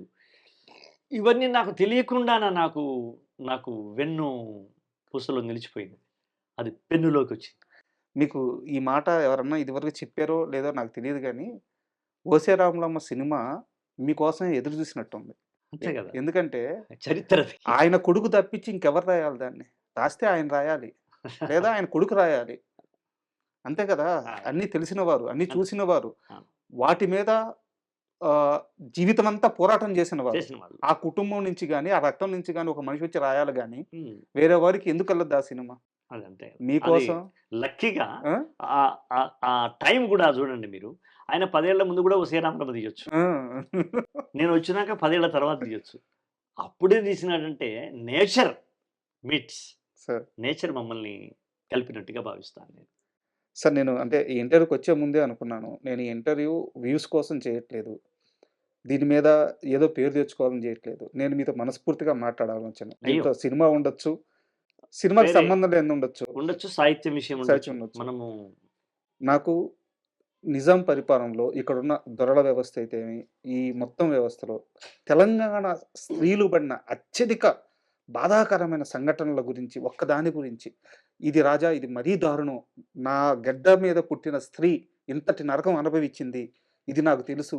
భర్తలను కట్టేసి భర్తలను మధ్యలో కట్టేసి బతుకమ్మలాగా పెట్టి కోళ్ళగుంజి అంటాం మేము, కాళ్ళు చేతులు దగ్గరికి వచ్చేటట్టుగా కట్టేసి వాళ్ళని మధ్యలో పెట్టి భార్యలను నగ్నంగా పాటలు పాడడం అనేది పాడించడం అనేది, ఆడించడం అనేది చాలా దుర్మార్గం కదా రాజా! అబ్బా! చాలా దుర్మార్గం కదా! తల్లి ముందు కొడుకును ప్రాణంతో గడ్డివాముల్లో వేసి తగలెట్టడం కష్టం కదా రాజా! ఎన్ని కష్టాలు. తోలు తిరగలు తీయమంటారు చూసారా? చర్మాన్ని ఒలిచేసి పుట్టల మీద, చీమల పుట్టల మీద, చెదల పుట్టల మీద పడేయడం. ఇవన్నీ ఇవన్నీ వినడానికే మనకు కష్టంగా ఉంది రాజా. ఆ రోజులలో ఎంత దారుణమైన విషయం అది. నేనది రాచరిక పాలనలో జరిగినటువంటి దొరలు చేసిన జాగీర్దార్లు, జమీందారులు చేసినటువంటి దోపిడీ, దౌర్జన్యం, రజాకారులు వాళ్ళకు తోడు కావడం. ఇది నాకు అంటే కళ్ళెదుట జరిగిన మా అమ్మ నాన్న చెప్పినంత అంతకన్నా సత్యమే ఉంటుంది నాకు. నాకన్నా ఇంకా తెలిసిన వాళ్ళు ఎవరు ఉంటారు? తెలిసిన వాళ్ళు ఉంటారు, చెప్తున్నా. నేను అడగడానికి ప్రధాన కారణం కూడా అదే అదే కదా. కాబట్టి మా నాన్న పాటలు రాసినాడు. బుర్రకథ రూపంలో, వగ్గు కథ రూపంలో, గొలసొద్దుల రూపంలో, లత్తూరు సమావేశంలో, సాధు వేషాలలో, జానపద ప్రక్రియలన్నీ తీసుకుని ఆయన మొట్టమొదటిసారి రాజకీయ నేపథ్యాన్ని, ప్రజల పోరాటాన్ని అందులో కలిపి చేసిన వాళ్ళల్లో ఇది ఫస్ట్ పర్సన్ మా నాన్న. నాన్ననే ప్రయోగం చేసిండు. గద్దరు వేసుకునే గోచి, గొంగడి, గొడ్డలి అదంతా కూడా నాన్న ప్రవేశపెట్టిన క్యాస్ట్యూమ్స్ అవి. నాన్న మొదలుపెట్టినాడు అది. ఒగ్గు కథ లోపల నాన్న మొదలుపెట్టినాడు. అదే సార్, నేను వేరే సినీ రచయిత దగ్గరికి వెళ్ళి ఈ పరిస్థితుల గురించి అడగలేను. అంటే పిల్లలు వాళ్ళు తెలియజే అవకాశం లేదు. వాళ్ళ నేపథ్యం వేరు. సో నేను శ్రీవేంద్ర సీతారామ శాస్త్రి గారి దగ్గర పోయి మీరు ఈ విషయం ఎలా అడగలరు? మీరు ఇందాక చెప్పిన 3-4 సంఘటనలు జస్ట్ వింటేనే కళ్ళల్లో నీళ్లు తిరిగినాయి. ఈ జాతి ఎలా తట్టుకుందో, ఈ గడ్డ ఎలా తట్టుకుందో. కాబట్టి నా నేపథ్యం వేరు. మిగతా కవులు, సినిమా కవులు కావచ్చు, కవులు వాళ్ళు పెద్దవాళ్ళు, వాళ్ళు గౌరవనీయులు, వాళ్ళు పూజనీయులు వాళ్ళు. అది ఆరుద్ర గారు కావచ్చు, తమ్ముడు అనంత శ్రీరామ్ కావచ్చు, ఎవరైనా వాళ్ళు గౌరవనీయులు. కానీ నాకున్న నేపథ్యం వేరు, వాళ్ళకున్న నేపథ్యం వేరు. నేను నా గూటి పాట పాడతాను కానీ ఇంకో గూటి పాట పెడతాను. కాకి కోకిల గూడులో కాకి గూడులో కోకిల పెరిగినా కూడా కోకిల తన పాటే పాడుతుంది, కాకి తన పాటే పాడుతుంది. నేను కాకి గూడులోంచి వచ్చిన వాడిని, నాకు ఎలా వస్తాయి కోకిల స్వరాలు? నాకు ధిక్కారమే వస్తుంది. ఈ మొత్తం ప్రయాణంలో శ్రీహరి గారు ఎప్పుడు పరిచయం అయ్యారు? ఈ సినిమాలో నేను వచ్చినాకనే, అంటే రాములమ్మ పాటలు విన్నాకనే నాకు ఒక మోహన్ బాబు గారు, ఒక శ్రీహరి గారు. మోహన్ బాబు గారిది ప్రశ్న ఉంది, అడుగుతాను. శ్రీహరి గారికి బాగా ఇష్టం ఇటువంటి పాటలు అంటే. అతను కూడా ఇక్కడ హైదరాబాద్లో బాలానగర్లో పేదరికంలో పాలు బిజినెస్ చేస్తూ వచ్చిన మనిషే కదా. అవును. కాబట్టి అతనికి హృదయంలో ఇలాంటి పాటలు అంటే ఇష్టం ఆయనకు. కాబట్టి నన్ను చాలా ఇష్టపడేవాడు. నాకు ధైర్యం చెప్పింది, నీకు పాటలు గిట్టలు లేవని చెప్పి ఇంటికి వెళ్ళిపోయి మళ్ళీ ఉద్యోగంలో జాయిన్ కావద్దు, నాకు 17 సినిమాలు వస్తున్నాయి హీరోగా, ప్రతి సినిమాలో నీ పాట ఉంటుంది అంటే 3-4 గంటల నీకు రంది లేదు, నీకేమైనా డబ్బులు కావాలంటే చెప్పు, నేను నెలకు 10,000 మీ ఇంటికి పంపించమంటే నీకు నేను ఇస్తా, నువ్వు ఇంటికి పంపించుకో, నీ బిడ్డలు నీ భార్య బాగుండాలి కదా, 10,000 నేను ఇస్తా. అంతేగాని నువ్వు వెనక్కి నిరాశతో వెళ్ళిపోవద్దు.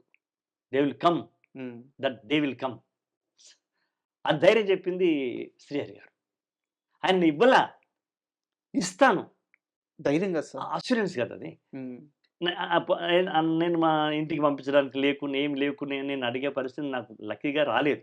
కానీ వస్తే శ్రీహరి గారు ఉన్నారు నాకు అనే ఒక ధైర్యం ఉందిగా. అట్లా ఆ ప్రేమేనా భద్రాచలంలో? ఆ ప్రేమ చివరి దాకా కొనసాగింది రాజా నాకు. I like him. భద్రాచలంలో ఆ పాట ఒకసారి పాడతారా? ఒకటే జననం, ఒకటే మరణం, ఒకటే గమనం, ఒకటే గమ్యం, గెలుపు పొందే వరకు అలుపు లేదు మనకు, బ్రతుకు అంటే గెలుపు, గెలుపు కొరక బ్రతుకు, కష్టాలు రాని కన్నీళ్లు రాని ఎదురేది రాని ఏమైనా కానీ ఆగిపోవద్దు, ఓడిపోవద్దు, నిద్రానికొద్దు, నింగి నిహద్దు, ఒకటే జననం. ఇది నాకు నేను రాసుకున్న పాట. లక్కీగా ఆ సిచ్యువేషన్కు అతికిచ్చిన.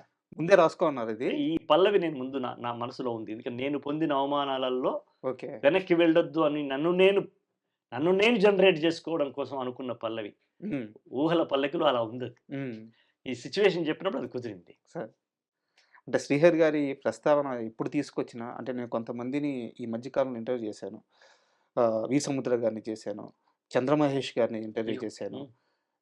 ఎవరిని చేసినా మన రాజావనం రెడ్డి గారిని గాని, ఎవరిని చేసినా శ్రీహరి గారి ప్రస్తావన వస్తే దేవుడు.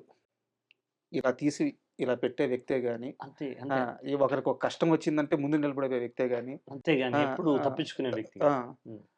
అలాంటి వ్యక్తి మరణం. అది ఆ సంఘటన మీకెప్పుడు తెలిసింది? ఎలా అనిపించింది? అంటే 'మేస్త్రి' అనే సినిమాలో ఆయనున్నాడు. అప్పుడు ఆయన శారీరకంగా చాలా పెద్ద పర్సన్. మీరు 'భద్రాచలంలో' ఎట్లా ఉంటాడు అవును. శ్రీహరి.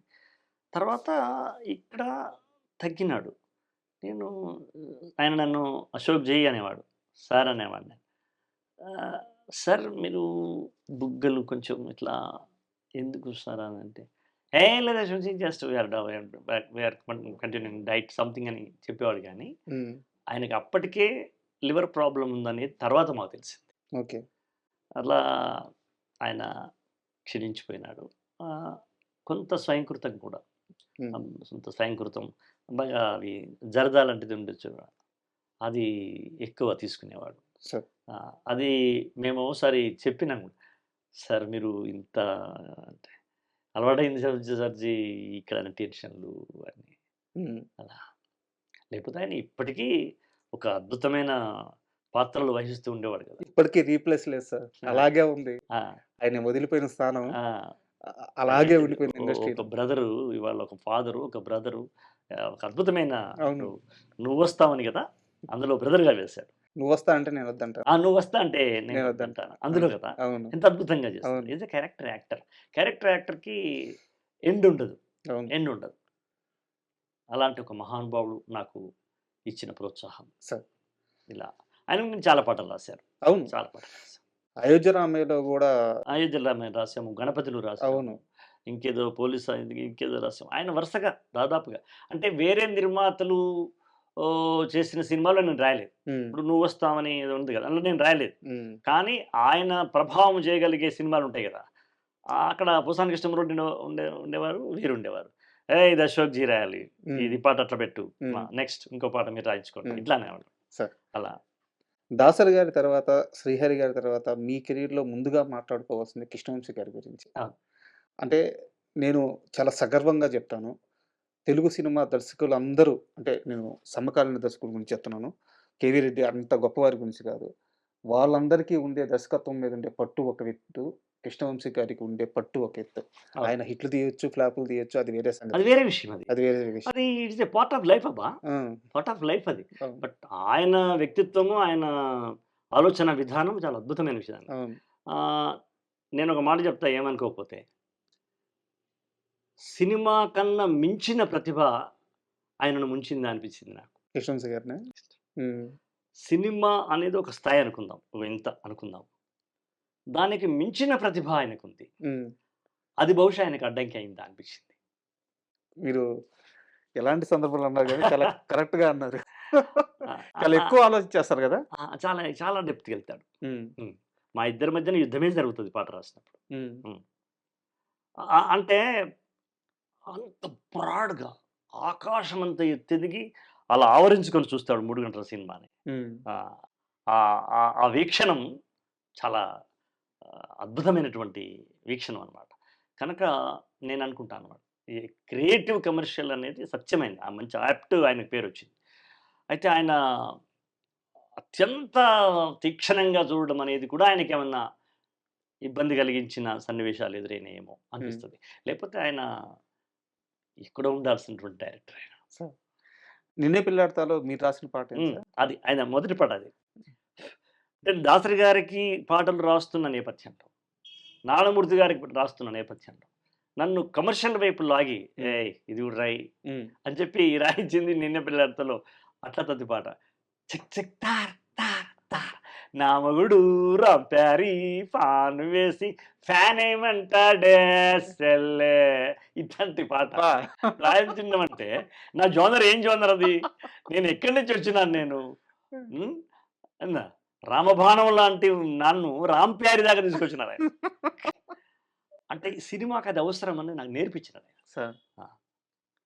ఇవి రాయాలి. లేకపోతే నీకు ఏడాదికి ఒకటే సినిమా వస్తది అని. మోహన్ బాబు కావచ్చు, లేదా కృష్ణవంశీ కావచ్చు. ఇదే మాట అనేవాళ్ళు. నువ్వు అనుకున్న గురువుగారి జోనర్‌లో ఉంటే నీకు ఏడాదికి ఒకటే సినిమా వస్తది. మళ్ళీ ఎళ్ళిపోయి స్కూల్‌లో పని చేసుకోవాలి. అన్నీ రాయి. నువ్వు రాయగలవు కదా! నీ దగ్గర అది ఉంది. నేను రాపిస్తా చూడండి. రాసేద్దాం వంశీ అని. నేను రాపిస్తా చూడు నీకెందుకు? ఇది సంగతి. అక్కడ అబ్బాయిలు లేరు. అమ్మాయిలు మాట్లాడుకుంటున్నారు. అక్కడ సెన్సార్ లేదు. ఏం మాట్లాడతారు అమ్మాయిలు? ఆంటీలు ఏం మాట్లాడతారు? పిల్ల ఏం మాట్లాడుతుంది? పెద్ద వయసు వాళ్ళు ఏం మాట్లాడతారు? ఓపెన్‌గా మాట్లాడుకోవాలా. అక్కడి నుంచి వెళ్ళు అన్నాడన్నమాట. అక్కడి నుంచి వెళ్ళాం. దొరికేసింది. కాలేజీకెళ్తుంటే కాలరెత్తి కన్ను పెడతాడే ఒకడు. అత్తర్లు, పౌడర్లు పూసుకొని రాసుకెళ్తాడే. టేపుతో కొలతలంటాడే. టైలరింగోడు. టేపుతో కొలతలంటాడే. చేతులు తేరగా పిసుకుతుంటాడే గాజుల ఇవన్నీ నేను చూసిన దృశ్యాలు నేను అనుకున్నా. మగాడి బుద్ధి. అంతే. ఎక్కడైనా అందులో ఒక గొప్ప సైకాలజీ అంటే లాస్ట్‌కి ఏదైనా పంచ్‌లాగా ఉంటే బాగుంటది అన్నాడు కృష్ణవంశీ. నేనేమన్నానంటే అమ్మాయితో అనిపించా.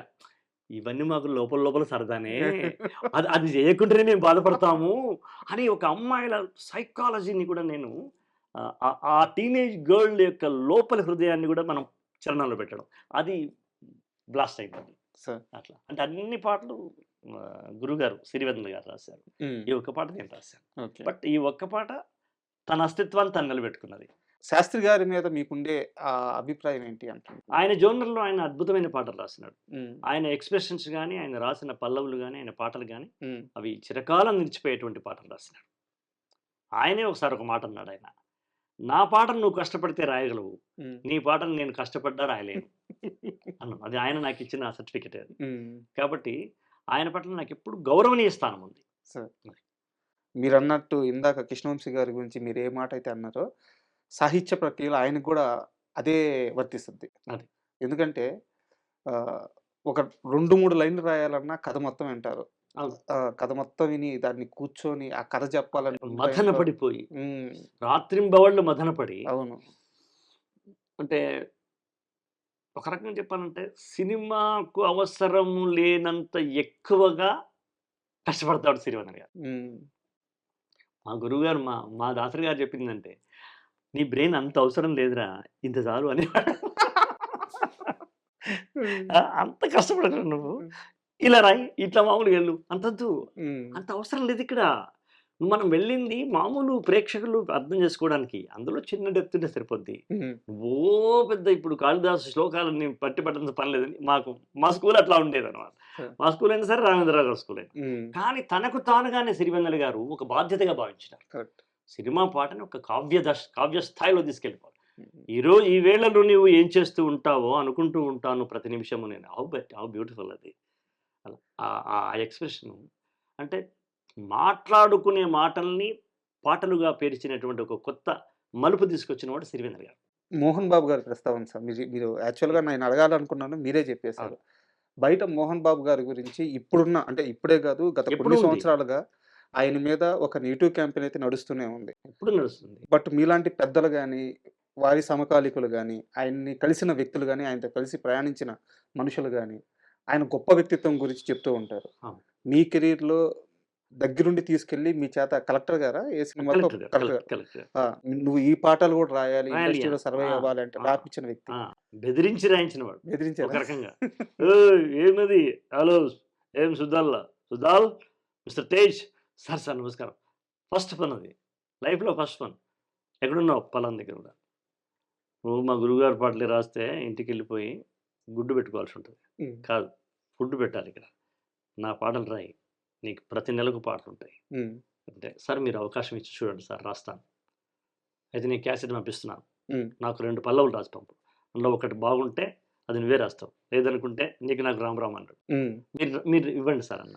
ఛాన్స్ ఆశామాషగా ఏదో ఇచ్చేయడం కాదు, మళ్ళీ టెస్ట్ ఉంటుందిగా. టెస్ట్ ఎందుకు టెస్ట్ ఉంటుందంటే ఇది నీ మొహమాటానికి నా మొహమాటానికి నడిచేది కాదు సినిమా. సినిమా అనేది మన ఇద్దరి మధ్యన బంధం ఉంటే మీరు మా ఇంటికి భోజనం చేయండి, మేము ఇంటికి వచ్చి భోజనం చేస్తాం. ఇక్కడ కాదు కదా. ఏం పంపించారు సార్? ఆయన పంపించండి కోటి గారు దానికి. నన్ను నానని నానని నారని నారి నరరి నన్నని నన్నని నారి నరరి అన్నాడు. అప్పుడు నేను చాలా తీవ్రంగా దాసరి గారికి రావుడు దర్బారో ఏదో బ్రహ్మాండమైన పాటలు రాస్తాను, మా నాన్న జానర్లో రాస్తున్నా. అది ఇచ్చిన ఆయన. నేను నేను ఆయన 2 రాయమని కానీ నేను ఒకటే రాశా.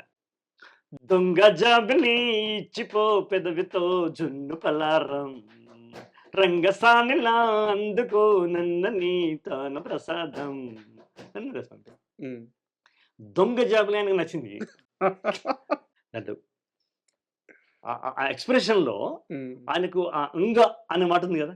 దొంగ జాబిలి రంగసానిలా ఆ 'అంగ' అంటే బిందుపూర్వక 'గ' అంటాం మేము. 'ఇంగ' అనే పాట. ఆ బిందుపూర్వక 'గ'ను నేను ప్లే చేశాను. కారణం నేను అంతకు పూర్వము నేను చదువుకున్న జ్ఞానం. నన్నయ్య నుండి నారాయణ రెడ్డి గారి దాకా వివిధ కావ్యాల్లో పాత్రకు తగినట్టుగా, సన్నివేశం తగినట్టుగా వాళ్ళు ఏ పదాలు వేసినారో నేను కంఠదగ్నంగా నేర్చుకొని ఉన్నాను. ఇక్కడ మోహన్ బాబు గారు అడగానే నాకు అర్థమైపోయింది. తనకేం కావాలి, తన జోనర్ అంటే అర్థమైపోయింది. ఎట్లా ఆయన చెవిని పట్టుకోవాలన్నది అల్లవోకగా వచ్చేసింది. జంగమరాలి బట్టి అని శ్రీనాథుడు అంటాడు ఒక దగ్గర. ఒక భూత పద్యం ఉంటుంది. జంగమరాలి బట్టి అని. మిగతా నేను చెప్పను. అలాగా ఉపయోగించిన నేను ఇంగమ అలా అనమాట. ఆ అంగమ అనేది ఒక పంచులా ఉంటుంది శృంగారానికి అన్న సంగతి నాకు ముందే తెలుసు. దాన్ని ఔచిత్యం అంటారు. ఔచిత్యంగా ఏ రసానికి ఏ పదాలు ఉపయోగించాలి అది నేను ఉపయోగించాను. రంగసానిలా అందుకో పెదవితో కొత్త ప్రసాదం. ఇలా ఆయన నచ్చింది. అప్పుడు ఆయన నచ్చింది. ఓకే పల్లవి అన్నాడు. ఓకే పల్లవి ఓకే, నువ్వు తిరుపతికి వచ్చేసాయి గురుగారు పని అయిపోయినాక. నేను ఇక్కడ గురుగారు పని చూసుకుని ఆయన నుంచి మళ్ళీ తిరుపతికి వెళ్ళిపోయి ఆయన నన్ను కాపాడినాడు. నిజంగా కూడా ఆయన నన్ను కాపాడకపోతే నేను ఇంతకాలం ప్రయాణం చేసేవాడిని కాదు. అందుకని నేను ఎప్పుడు చెప్తాను, దాసరి గారు, మోహన్ బాబు గారు, మా శ్రీహరి గారు వీళ్ళు నన్ను ఒక రవ నా 20 ఏళ్ళు కావడానికి నాకు తోడ్పడినారు. ఆ తర్వాత ఆటోమేటిక్గా రాఘవేంద్రరావు గారు, తర్వాత మిగతా రైటర్లు కృష్ణవంశీ గారు, రాఘవేంద్రరావు గారు, చాలామంది, రాజమౌళి గారి దాకా, రాఘవేంద్రరావు గారి నుంచి రాజమౌళి దాకా వాళ్ళందరూ మనకు గౌరవనీయులే. వాళ్ళందరూ మనల్ని అద్భుతంగా మన నుంచి రాబట్టుకున్న వాళ్ళు. కానీ మనకు ఒక కృతజ్ఞత ఉంటుందిగా, ఒక కృతజ్ఞత ఉంటుంది కదా, ఆ కృతజ్ఞత అనేది మాత్రం ఉంటుంది. అలాగే ఠాగూర్ సినిమాలో చిరంజీవి గారు ఆయన వద్దులే ఎటురు గారు రాస్తారులే అంటే అయిపోయింది కదా, మనకు జాతీయ అవార్డు వచ్చింది.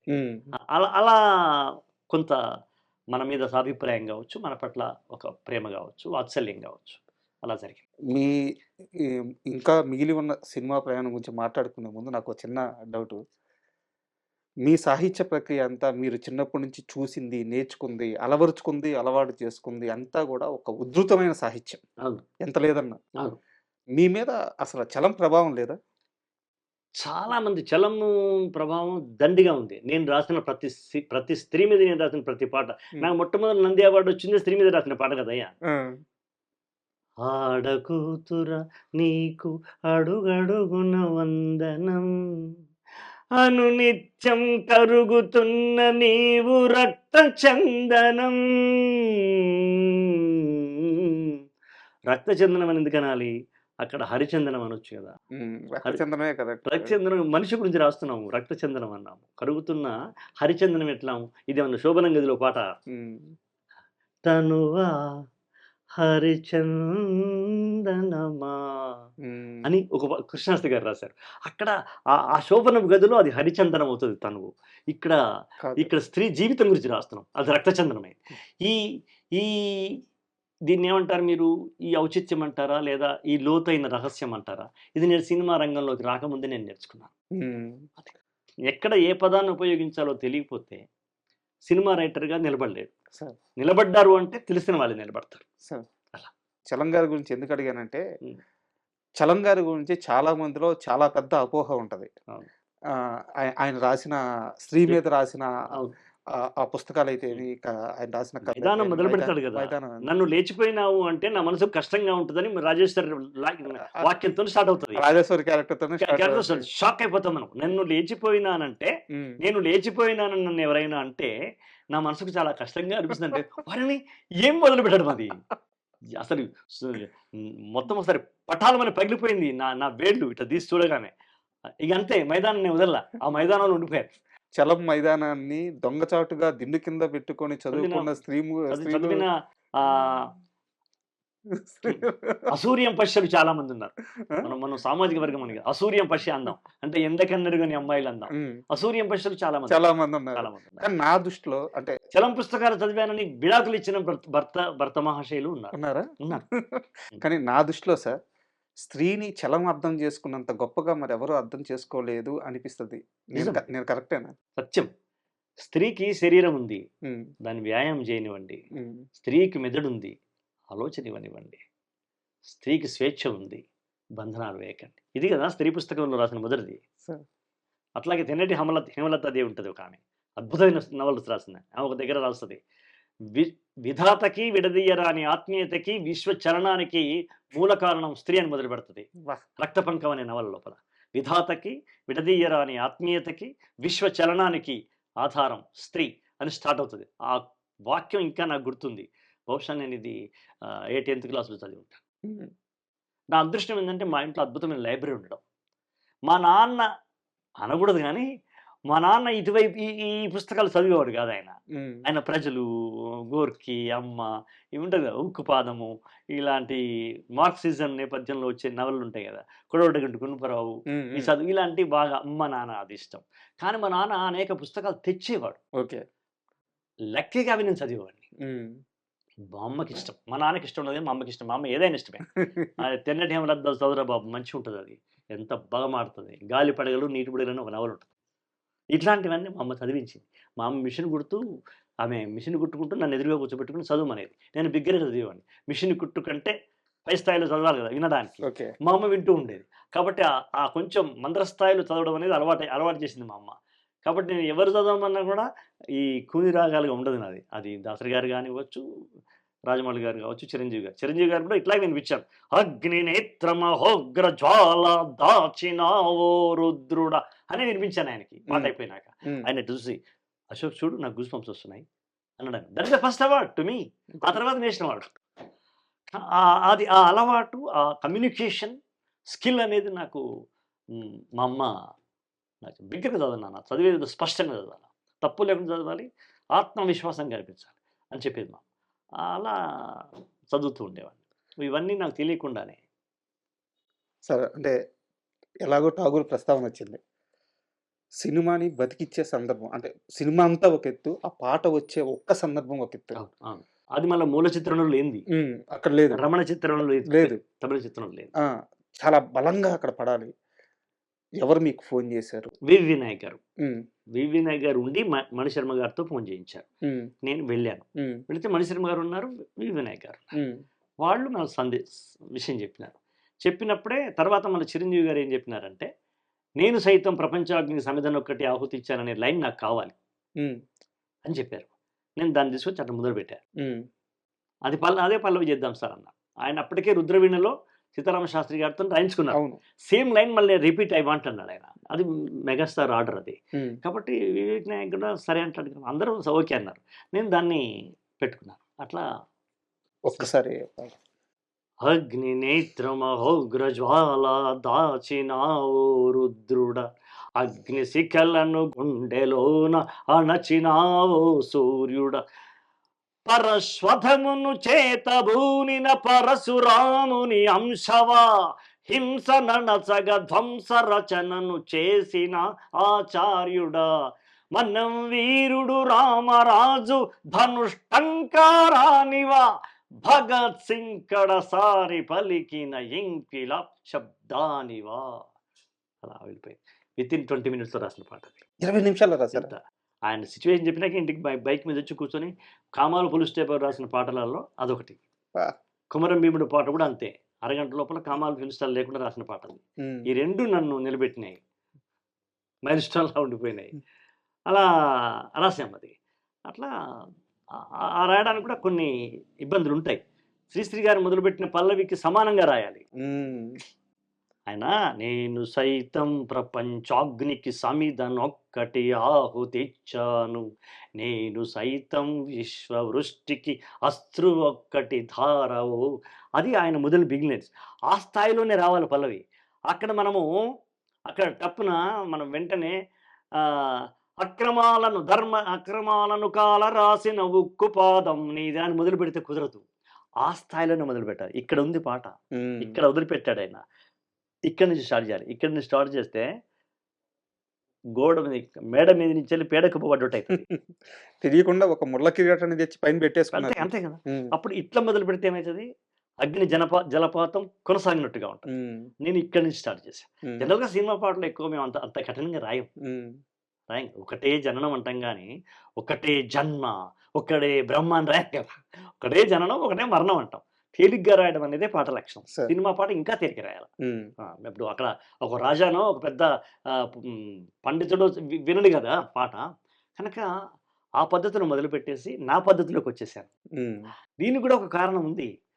అరపర్వం రాసిన ఎర్రన్న చేసిన పనే నేను చేశాను. అరపర్వం రాసిన ఎర్రన్న ఏం చేశాడు, నన్నయ్యలాగా మొదలుపెట్టి తిక్కన్లాగా ఎండ్ చేసినాడు. అది మనం చదువుకున్నాం. అది శారద రాత్రులు జ్వలం అని మొదలు పెడతాడు, అరుణాస్పద అట్లా ఉంటుంది. కాబట్టి నన్నయ్య నుండి మొదలుపెట్టి తిక్కనలో కలిసిపోతేనే ఎర్రనే అనేవాడు ప్రత్యేకంగా రాసిండు అని ముద్ర ఏదో అతుకు పెట్టినట్టు ఉండకూడదని ఆయన థాట్. అవును, అది కదా. ఆ థాట్ ఇక్కడ కూడా పనిచేసింది. శ్రీశ్రీ మొదలుపెట్టి అశోక్ దగ్గర రావాలి నేను. శ్రీశ్రీ మొదలుపెట్టి మొట్టమొదటి అశోక్ దగ్గరికి ఎట్లా పోతాను నేను? రాములమ్మవో రాములమ్మని రావడానికి వీల్లేదు. ఇక్కడ అగ్ని అని ఉంది అక్కడ.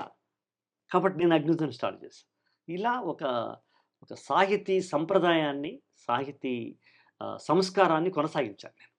ఆ పాట విన్నాక, మొత్తం విన్నాక చిరంజీవి గారి రియాక్షన్ ఇదే అన్నారు. అప్పుడు ఆయన ఇక్కడ ఇది చెక్ పోస్ట్ దగ్గర ఉండేవారు. ఆయన ఇల్లు చెక్ పోస్ట్ దగ్గర ఉండేది అయింది. నేను పోయి వినిపిస్తే ఒక్క అక్షరం కూడా ఆయన వద్దని లేదు. ఇలా చూపించి, చూడు నేను నాకు గూస్ బంప్స్ వస్తున్నాయి, అద్భుతంగా ఉంది. That is my first song to Chiranjeevi గారు. నేను రాసిన మొదటి పాట చిరంజీవి గారు. అంతకు పూర్వం 9 ఏళ్ళు ఆయనకు నేను రాయలా. నన్ను ఆయన రాయడానికి ఎవరు పిలవాల, నేను వెళ్ళాల. ఆయనకు రాసిన మొదటి పాట ఇది. మొదటి పాటకే దాన్ని ఏమంటారు, సెంచరీ చేసినట్టుగా, మొదటి బ్యాట్కే సెంచరీ చేసినట్టుగా నాకు మొదటి పాటకే అబ్దుల్ కలాంతోనే అవార్డు వచ్చింది. That is greatness of Balu గారు, గ్రేట్నెస్ ఆఫ్ చిరంజీవి గారు, వినాయక్ గారు, మణిశర్మ గారు, మీరంతా. బట్ ఇక్కడ ఒక సీరియస్ క్వశ్చన్ అండి. మీకు నేషనల్ అవార్డు అయితే వచ్చింది, కానీ సుద్దాల అశోక్ తేజకి నేషనల్ అవార్డు ఎందుకు ఇచ్చారు, ఆ అవార్డు వెనక్కి తీసుకోవాలి అని ప్రతిపాదన కూడా వెళ్ళింది. ప్రతిపాదన కాదు, నేను కాస్త ఇక్కడ నుంచి నేను కాస్త మా నాన్నలాగా కొంచెం నమ్రతం, మా అమ్మలాగా. ఇక్కడి నుంచి మన సౌత్ నుంచి లెటర్ వెళ్ళింది. అది ఒక గ్రూప్ గా ఏర్పడి ఎలా తీసుకున్నారు ఆ క్షణంలో? అంటే మొట్టమొదటి నాకు జీవితంలో ఫస్ట్ ఎదురు తాకిడే కదా. ఫస్ట్ నేను కొంచెము అమ్మో అనుకున్నాను. తర్వాత సినిమా పాట ఇది this is not my own property. దర్శకుడు ఉంటాడు, హీరో ఉంటాడు, కథ ఉంటుంది. దాని మేరకు నేను రాసినాను. ఇట్లా ప్రతిపాదన వెళ్తుంది. అనేక మంది వేరే వేరే రకాలుగా పత్రికల్లో మాట్లాడుతున్నారు, కొంతమంది ఫోన్ చేసి మాట్లాడుతున్నారు, అది ఇదని మాట్లాడుతున్నారు. నేనేమి మౌనంగా ఉండిపోయాను. మౌనంగా ఉండిపోయాను. ఇప్పుడు నేనేంటో నాకు తెలుసు, వాట్ ఐ యామ్ అనేది నాకు తెలుసు. నేను అది కాపీ కొట్టానా లేదా సందర్భోచితంగా ఉంటుందని తీసుకున్నానా? అప్పుడు వాళ్ళందరికీ జవాబు చెప్పాను. నేను అదే జవాబు చెప్పాను. దేవుడు చేసిన మనుషుల్లో శ్రీశ్రీ గారే గురుగాడ వాక్యం తీసుకొని మొదలుపెట్టినారు. ఆయన వాక్యం తీసుకోవడానికి నాకెందుకు హక్కు లేదు? ఆయన ఇంకా గురుజాడ గారు చనిపోయినారు. ఆయన చనిపోయిన సంవత్సరం పుట్టినవాడు శ్రీశ్రీ. శ్రీశ్రీ గారు బతుకున్న రోజుల్లో పుట్టినవాడిని, ఆయన కలిసిన వాడిని నేను. శ్రీశ్రీ గారి వాక్యం నాకు బాగుంది, మా చిరంజీవి గారు చెప్పినారు, ఆ వాక్యం తీసుకొచ్చినారు. అది నేను మొదలు చేశానా? సీతారామ శాస్త్రి గారు రుద్రవేణులు చేసినారు, అదేం మళ్ళీ చేయమన్నారు, చేశాను నేను.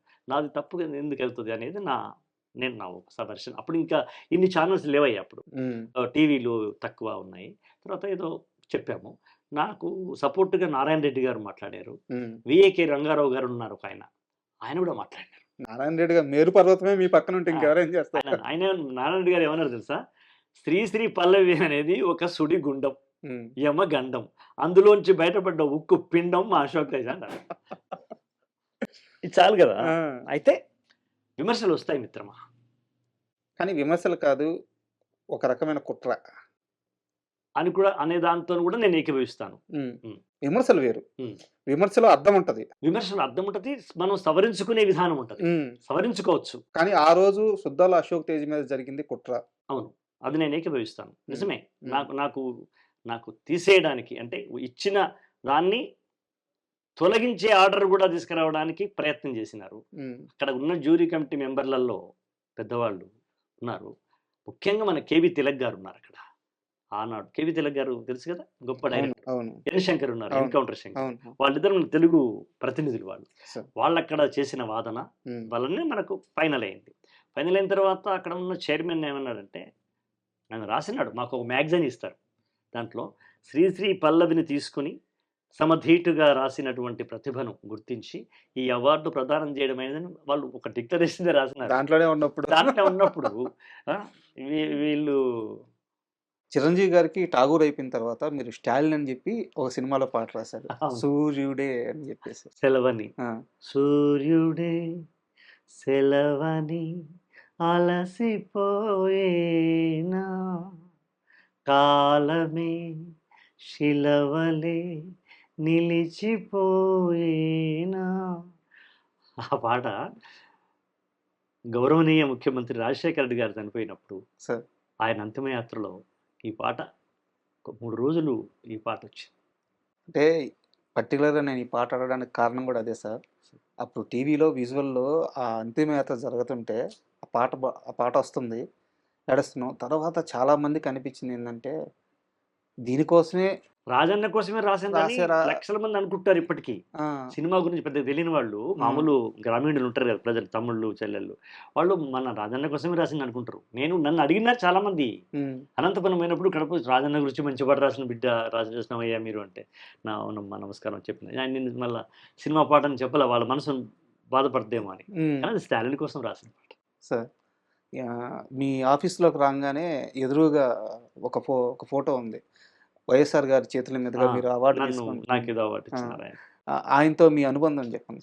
ఆయన 2-3 సార్లు కలిశాను నేను. కలిస్తే చాలా ప్రేమగా చేశారు. ఆయన ఏదో ఒక పాట రాయమంటే రాశాను నేను. ఆ పాట రాసిన తర్వాత ఆయన అన్న మాట దొరికిన మేము మామూలుగా వినిపిస్తాం కదా, ముఖ్యమంత్రి గారు కాబట్టి మేము వినిపిస్తాం కదా. అయితే నేను వెళ్ళి, సార్ మీరు పాట విన్నారు కదా అంటే, ఏమయ్యా అన్నాడు. సార్ అంటే అందరికి వినిపిస్తామండి, ఎవరికి ముఖ్యమంత్రి రాసినా వినిపిస్తాం సార్, మీరు కూడా వింటే. ఇగో చూడవయ్యా, ఆ పాట నీకు నచ్చింది కదా అన్నాడు. నువ్వు ఇన్నేళ్ళ నుంచి సినిమాలో పనిచేస్తున్నావు, ఎన్నో మంచి పాటలు రాసినవట, మాకు పెద్ద తెలియదులే, బాగా రాసినవట, ఆ పాట నీకు నచ్చినదా? నచ్చింది సార్. అయిపోయి నువ్వే చచ్చి నువ్వే కరెక్ట్, నాకేం తెలుస్తుంది, ఊరికి వినమంటావా? లేదు, అక్కడ నాకు పని నేర్పుతా. ఏమయ్యా తన సంగతి చూడండి అయిపోయినాడు. దట్ ఇస్ రాజశేఖర రెడ్డి గారు. ఎలాగో రాజకీయాల ప్రస్తావన వచ్చింది కాబట్టి అయ్యా, నేను ఒక రీల్ చూస్తుంటే కేసీఆర్ గారితో ఒక రీల్ వచ్చింది సార్. తెలంగాణ ఉద్యమంలో నేను సుద్దాల అశోక్ తేజ కూర్చొని పాట రాస్తున్నాము. ఆ పాట ముగింపులో తెలంగాణ పండగల గురించి లాస్ట్ 2-3 లైన్లు రాయాలి, ప్లేస్ అవ్వట్లేదంటే నేను చెప్పాను అని చెప్పి అన్నారు. అంటే నిజమేనా? ఆ సందర్భం గురించి తెలుసుకోవాలని మిమ్మల్ని అడుగుతున్నా.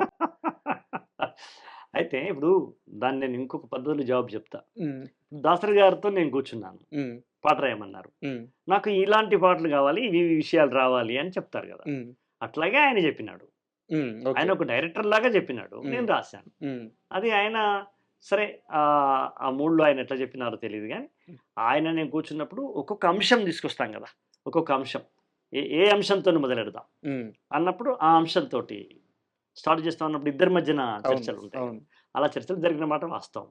అయితే ఆయనకు సాహిత్యం విషయం లోపల చాలా లోతుగా అవగాహన ఉన్న మనిషి అనేది కూడా వాస్తవం, లోతైన అవగాహన ఉన్న మాట వాస్తవం. But is not a writer.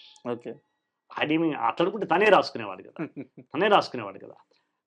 అలా ఏదో ఒక పాట కూడా రాసిన అన్నారు, మన జైబోలో తెలంగాణలో ఏదో తొండికి దిగిండ్రు మొంటికి పోతుండ్రు అనే పాట వచ్చింది, అది ఆయన రాసిందని అన్నారు.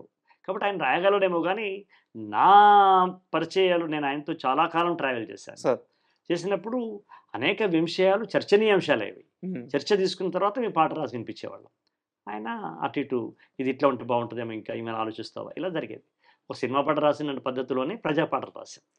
మలిదశ తెలంగాణ ఉద్యమానికి మొట్టమొదటి పాట రాసి పురుడు పోసి అక్షరాలని ప్రజల్లోకి ఆయుధాలుగా విసిరిన వ్యక్తి సుద్దాల అశోక్ తేజ అని చెప్పి. అవును, అది తర్వాత నా మీద పెద్ద నల్లటి బురకా వేసి అసలు నేను సంబంధమే లేనివాడు అన్నట్టుగా ప్రచారము చేయడం జరిగింది. వాళ్ళే ఎవరైతే ఆ పెద్దలు ఉన్నారో వాళ్ళే ఇతను ఏమీ రాయలేదనేటువంటి ప్రచారం కూడా చేసినారు. కానీ సత్యం ఏంటంటే కొండా లక్ష్మణ్ బాబుజీ జలదృశ్యం ఉండే కదా, వాళ్ళ ప్లేస్ ఉండే కదా, అక్కడ జెండా స్టార్ట్ చేసినారు.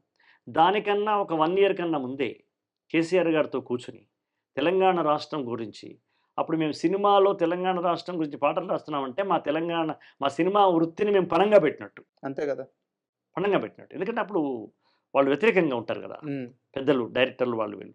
అయినా కూడా మేము కాజు కోసమని నేను ముందుకెళ్లాల్సి వచ్చింది. అప్పుడు ఒక 1 year ముందు నుంచే ప్రారంభమైంది మా పాటల తయారీ.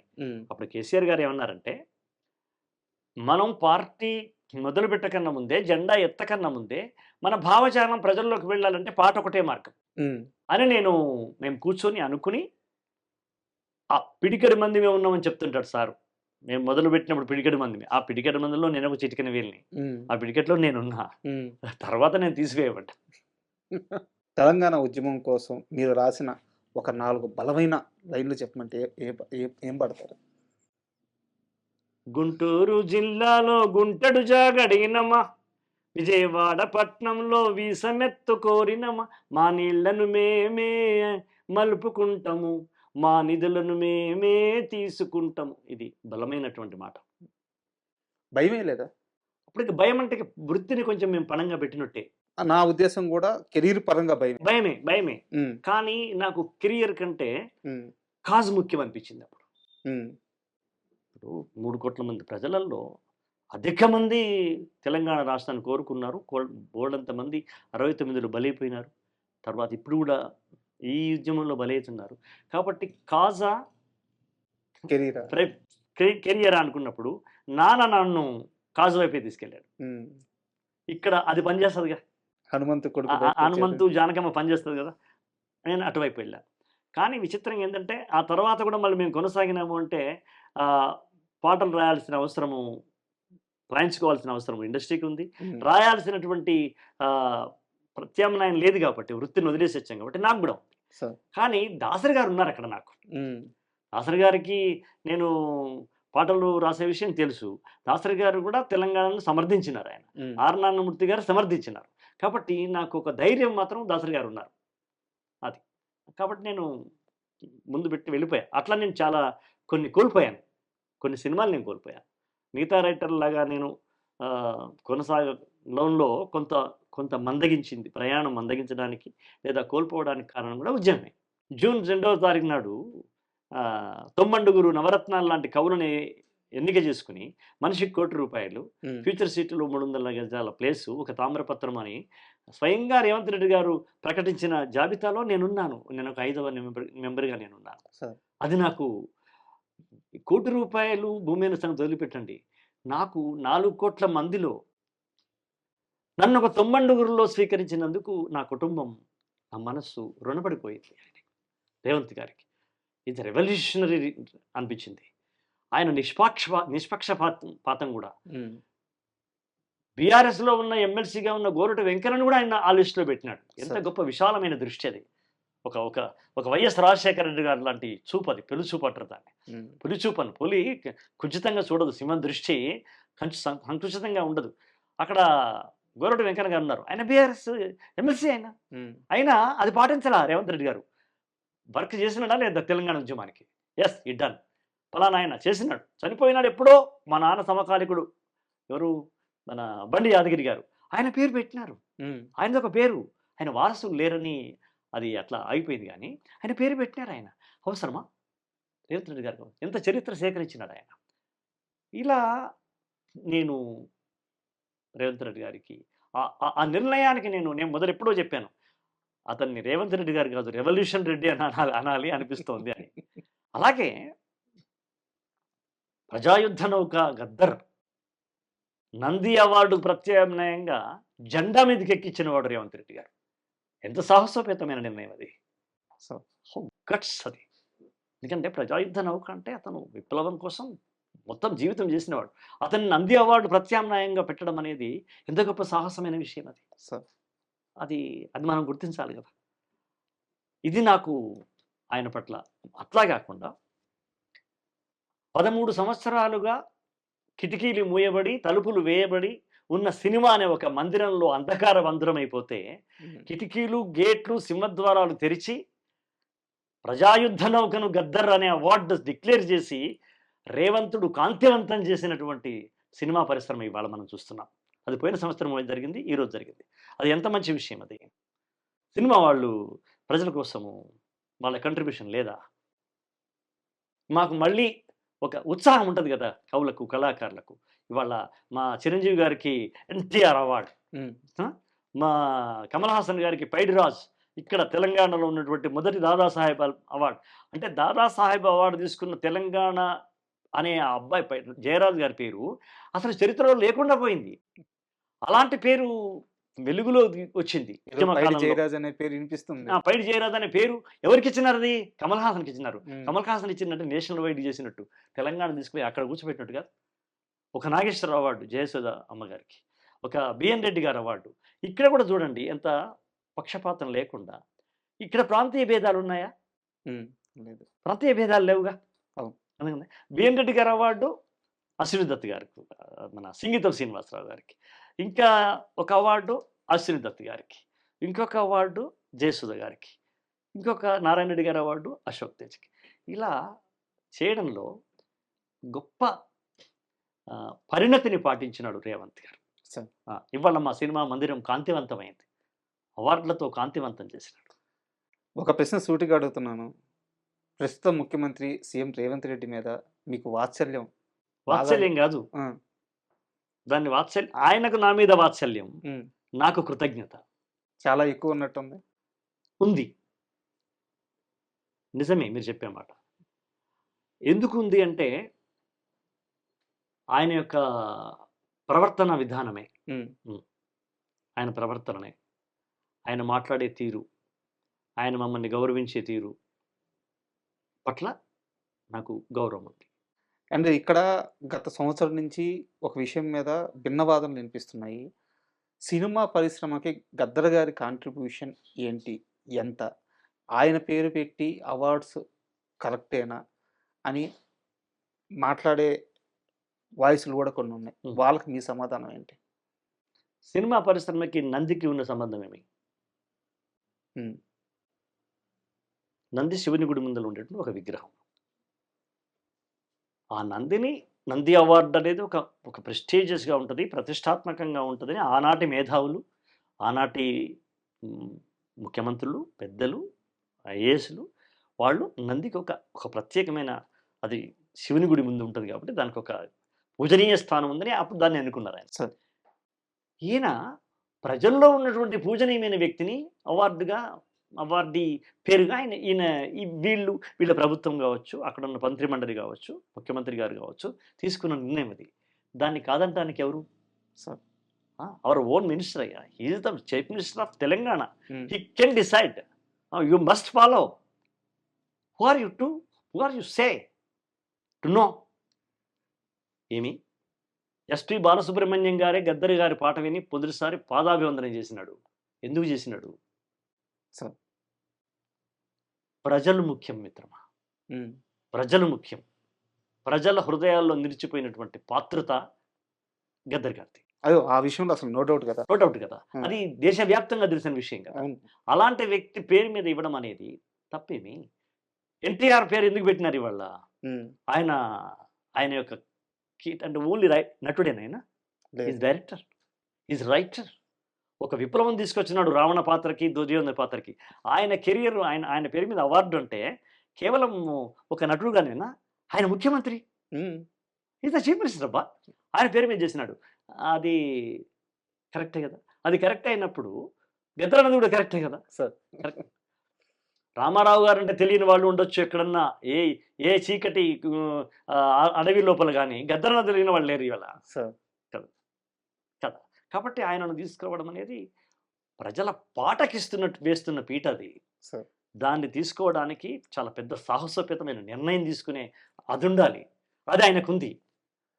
మీరు చెప్తున్న వాటిల్లో సార్, అంటే ఒక కవికి ప్రస్తుత ముఖ్యమంత్రి గారు ఇచ్చే గౌరవం, అంటే ఒక జర్నలిస్టుగా కళ్ళు చెమర్చిన సంఘటన అందశ్రీ గారు చనిపోయినప్పుడు ఆ పాడే. నేను చెప్తాను దానికి నేను చెప్పాను, ఇదివరకు కూడా చెప్పాను, మళ్ళీ చెప్తాను. నేను భూమి మీద అంటున్నాను, భూమి మీద అలసాని పెద్దనకు గౌరవం ఇవ్వడానికి శ్రీకృష్ణదేవరాయలు పల్లకి మాత్రమే మోసినాడు. అందశ్రీ పాడే మోసినాడు రేవంత్ రెడ్డి గారు. మాకెందుకు ప్రేమ ఉండదయ్యా? అందశ్రీ అంటే ఎవరయ్యా? పాట. అందశ్రీ అంటే ఈజ్ ద ఒక సింబల్ ఆఫ్ సాంగ్ కదా, సింబల్ ఆఫ్ లిరిక్ కదా, సింబల్ ఆఫ్ ఫోక్ సింగర్ కదా, symbol of common man expression కదా. ఆయన పాడే మోసినాడు, పాలు పోసినాడు. మీరు ఒకటి చెప్పండి నాకు, మీరు క్యూబా చరిత్ర చెప్తారా, రష్యా చెప్తారా, లేకపోతే చైనా చెప్తారా? ఒక కవికి ఆ పాలకుడు నోట్లో పాలు పోసి అందశ్రీ అని చెవి దగ్గర పిలిచి చేసినటువంటి ముఖ్యమంత్రి గురించి మీరు ఏ ఉదాహరణ చెప్పగలరు రాజా? మీరు లేదు కదా. అందుకు నేను గౌరవించొద్దు? అందశ్రీ అంటే ఎవరు? నాకు మరో రూపమే కదా. కోరటు వెంకన్నకు మరో రూపమే కదా. ఒక జయరాజుకు మరో రూపమే కదా అందశ్రీ. అంటే ఒక పాటకు నడుస్తున్న మానవాకారమే కదా. అది పార్థివ శరీరమైనప్పుడు పాలకుడు వచ్చి అది మోయడం అనేది హౌ వండర్ఫుల్. చనిపోయేటప్పుడు కూడా ఏ దృశ్యం నీకు ఇష్టమైంది అని అడిగితే ఎవరైనా అందశ్రీ పాడే మోసిన రేవంత్ గారి దృశ్యం నా కళ్ళలో నిలిచిపోయిందని చెప్తాను. నేను కవిని. నాకు రేపు ఈ అవార్డులు నేను వస్తాయని భావించట్లేదు. వచ్చిన వాటికి కృతజ్ఞత చెప్తాను, కానీ రేపు ఇంకేదో వస్తాను కూడా చెప్పట్లేదు. నేను నా కవులకు, నా పాటల తమ్ముళ్లకు, అన్నలకు వాళ్ళు ఇస్తున్న గౌరవం, చనిపోయిన తర్వాత వాళ్ళు ఇస్తున్నటువంటి గౌరవానికి నా హృదయం కదిలింది. That's my personal. వేరే వాళ్ళు ఒప్పుకుంటారా ఒప్పుకోమంటున్నా మనకెందుకు? ఎవరి ఎక్స్ప్రెషన్ వాళ్ళు చేసేటువంటి స్వేచ్ఛ రాజ్యాంగం మనకిచ్చింది. నీ అభిప్రాయంతో నేను విభేదించవచ్చు, కానీ నీ అభిప్రాయాన్ని నువ్వు స్వేచ్ఛగా మాట్లాడుతుంటే వద్దనే హక్కు నాకు లేదుగా. అట్లాగే నాకు రాజ్యాంగం ఇచ్చినటువంటి స్వేచ్ఛను నేను ఎక్స్ప్రెషన్ చేస్తే వద్దనే అధికారం ఇంకెవరికే లేదుగా. తిట్టేవాళ్ళు తిడతారు. ₹1 ఇచ్చింది కాబట్టి మీకు రేపు మీరు ఈ ఇంటర్వ్యూ వస్తుంటే కింద మీకు వస్తాయి వరుసగా. ఏమైనా వస్తాయి ఎరికైనా ₹1 మాట్లాడిస్తున్నాయి అని ఒక మాట వస్తుంది. మీకు ఐ డ్రీమ్స్ లోపల కింద వాళ్ళ కామెంట్స్ లోపల నాకు తెలుసులేరా ₹1 నాకు తెలుసులేరా నీకు అదేంటి నారాయణ రెడ్డి గారి అవార్డు అని కింద వస్తూ ఉంటాయి. I don't care.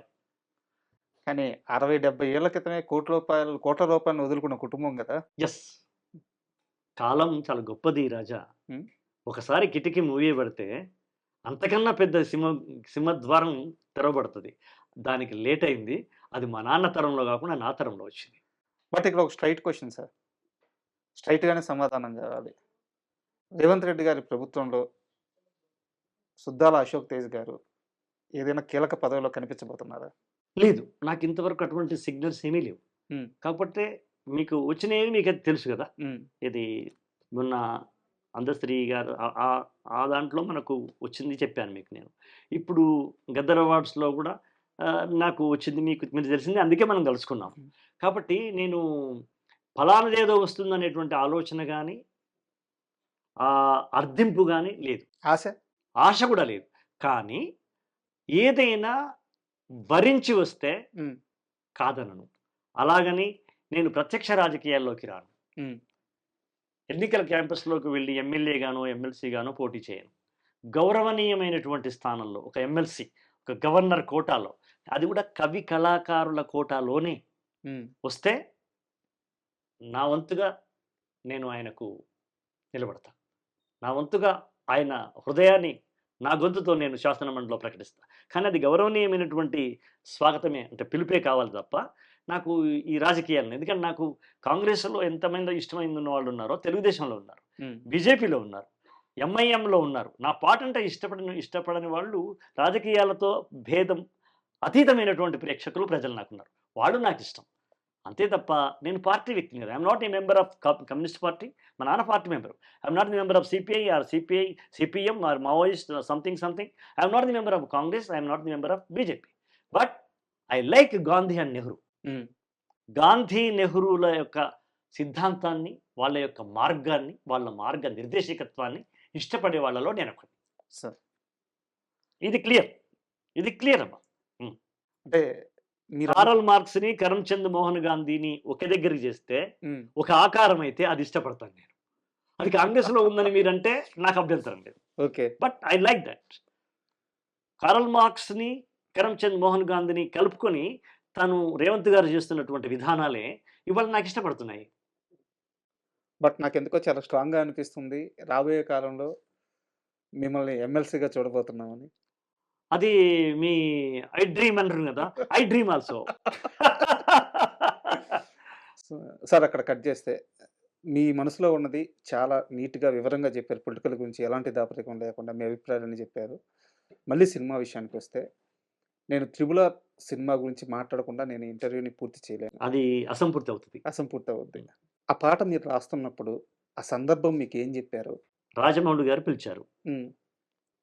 Vijayendra Prasad గారు ఉన్నారు. కీరవాణి గారు ఉన్నారు. రాజమౌళి గారు, రాఘవేంద్రరావు గారు, దాసనారాయణరావు గారు కలిపితే తయారైన ఒక అత్యంత మేధోవంతమైన సున్నిత హృదయంతో కలిసినటువంటి క్యారెక్టర్ రాజమౌళి గారిది. హ్మ్. ఫస్ట్ ఇది నేను చెప్పాలి. హ్మ్. ఎక్కడ హృదయాన్ని నొప్పించేటువంటి చూపు కూడా ఉండదు. ఎక్కడ మనల్ని తగ్గిస్తున్నాడు అన్నట్టుగా మనకు అసలు ఆలోచన కూడా రాదు. హ్మ్. సమానంగా వాళ్ళ తండ్రి గారిని ఎట్లా గౌరవించి కూర్చోబెడతారో అలా ఆయనకంటే వయసులో పెద్దోన్నే కదా సార్. కూర్చోబెట్టినారు. గౌరవ విషయం లోపల రాజమౌళి గారు కానీ, విజేంద్ర ప్రసాద్ గారు కానీ, కీరవాణి గారు కానీ వాళ్ళ యొక్క ఆ సంస్కారం శ్లాఘనీయం. హ్మ్. పిలిచారు. కానీ రాజమౌళి గారు చాలా ప్రతిభావంతుడు. ఏది చెప్పడు. హ్మ్. ఈవెన్ రామ్ చరణ్ కొడతాడని కూడా చెప్పలేదు రాజా. అవునా? ఆ! ఆ! ఆయన చేసే చమత్కారం చూడు. ఇంగ్లీషోళ్ళు కొడతారు.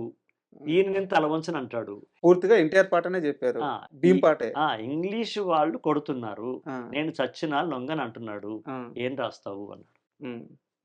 డిస్కషన్ అయింది. డైరెక్టర్ ఆఫ్ పాయింట్‌లో రాయాలా? లేకపోతే ఇంకో విధంగా రాయాలా? అని అన్నప్పుడు ఇది డైరెక్టర్ ఆఫ్ పాయింట్ రాయాలి కదా అన్నాడు. నేను ఒక చిన్న మార్పు చెప్పిన. ఆయన లిప్ ద్వారానే వస్తే ఎట్లా ఉంటది అన్నాను. హ్మ్. అంటే స్వోత్కర్ష అవుతదేమో అన్నాడు. నేను వీరుణ్ణి అంతే కదా! నేను లొంగను. నాది ఎవరెస్ట్ లాంటి శిఖరం, శిరస్సు అట్లా వస్తే స్వోత్కర్ష అవుద్దండి. నేను రాసినాక చూడండి అందులో స్వోత్కర్ష ఉండదు. బలిదానం ఉంటదని చెప్పా. హ్మ్.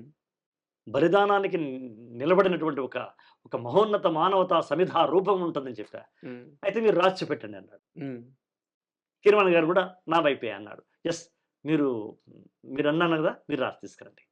నిజంగా బావుంటే ఓకే. లేదనుకుంటే మనం చెప్పిన పద్ధతిలో వెళ్దాం. ఇప్పుడు 3 రకాలుంటది మిత్రమా. ఇప్పుడు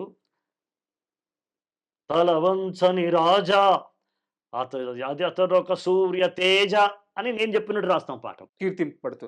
థర్డ్ పర్సన్ మీద థర్డ్ రాస్తాం. పర్సన్. అర్థమా? లేదా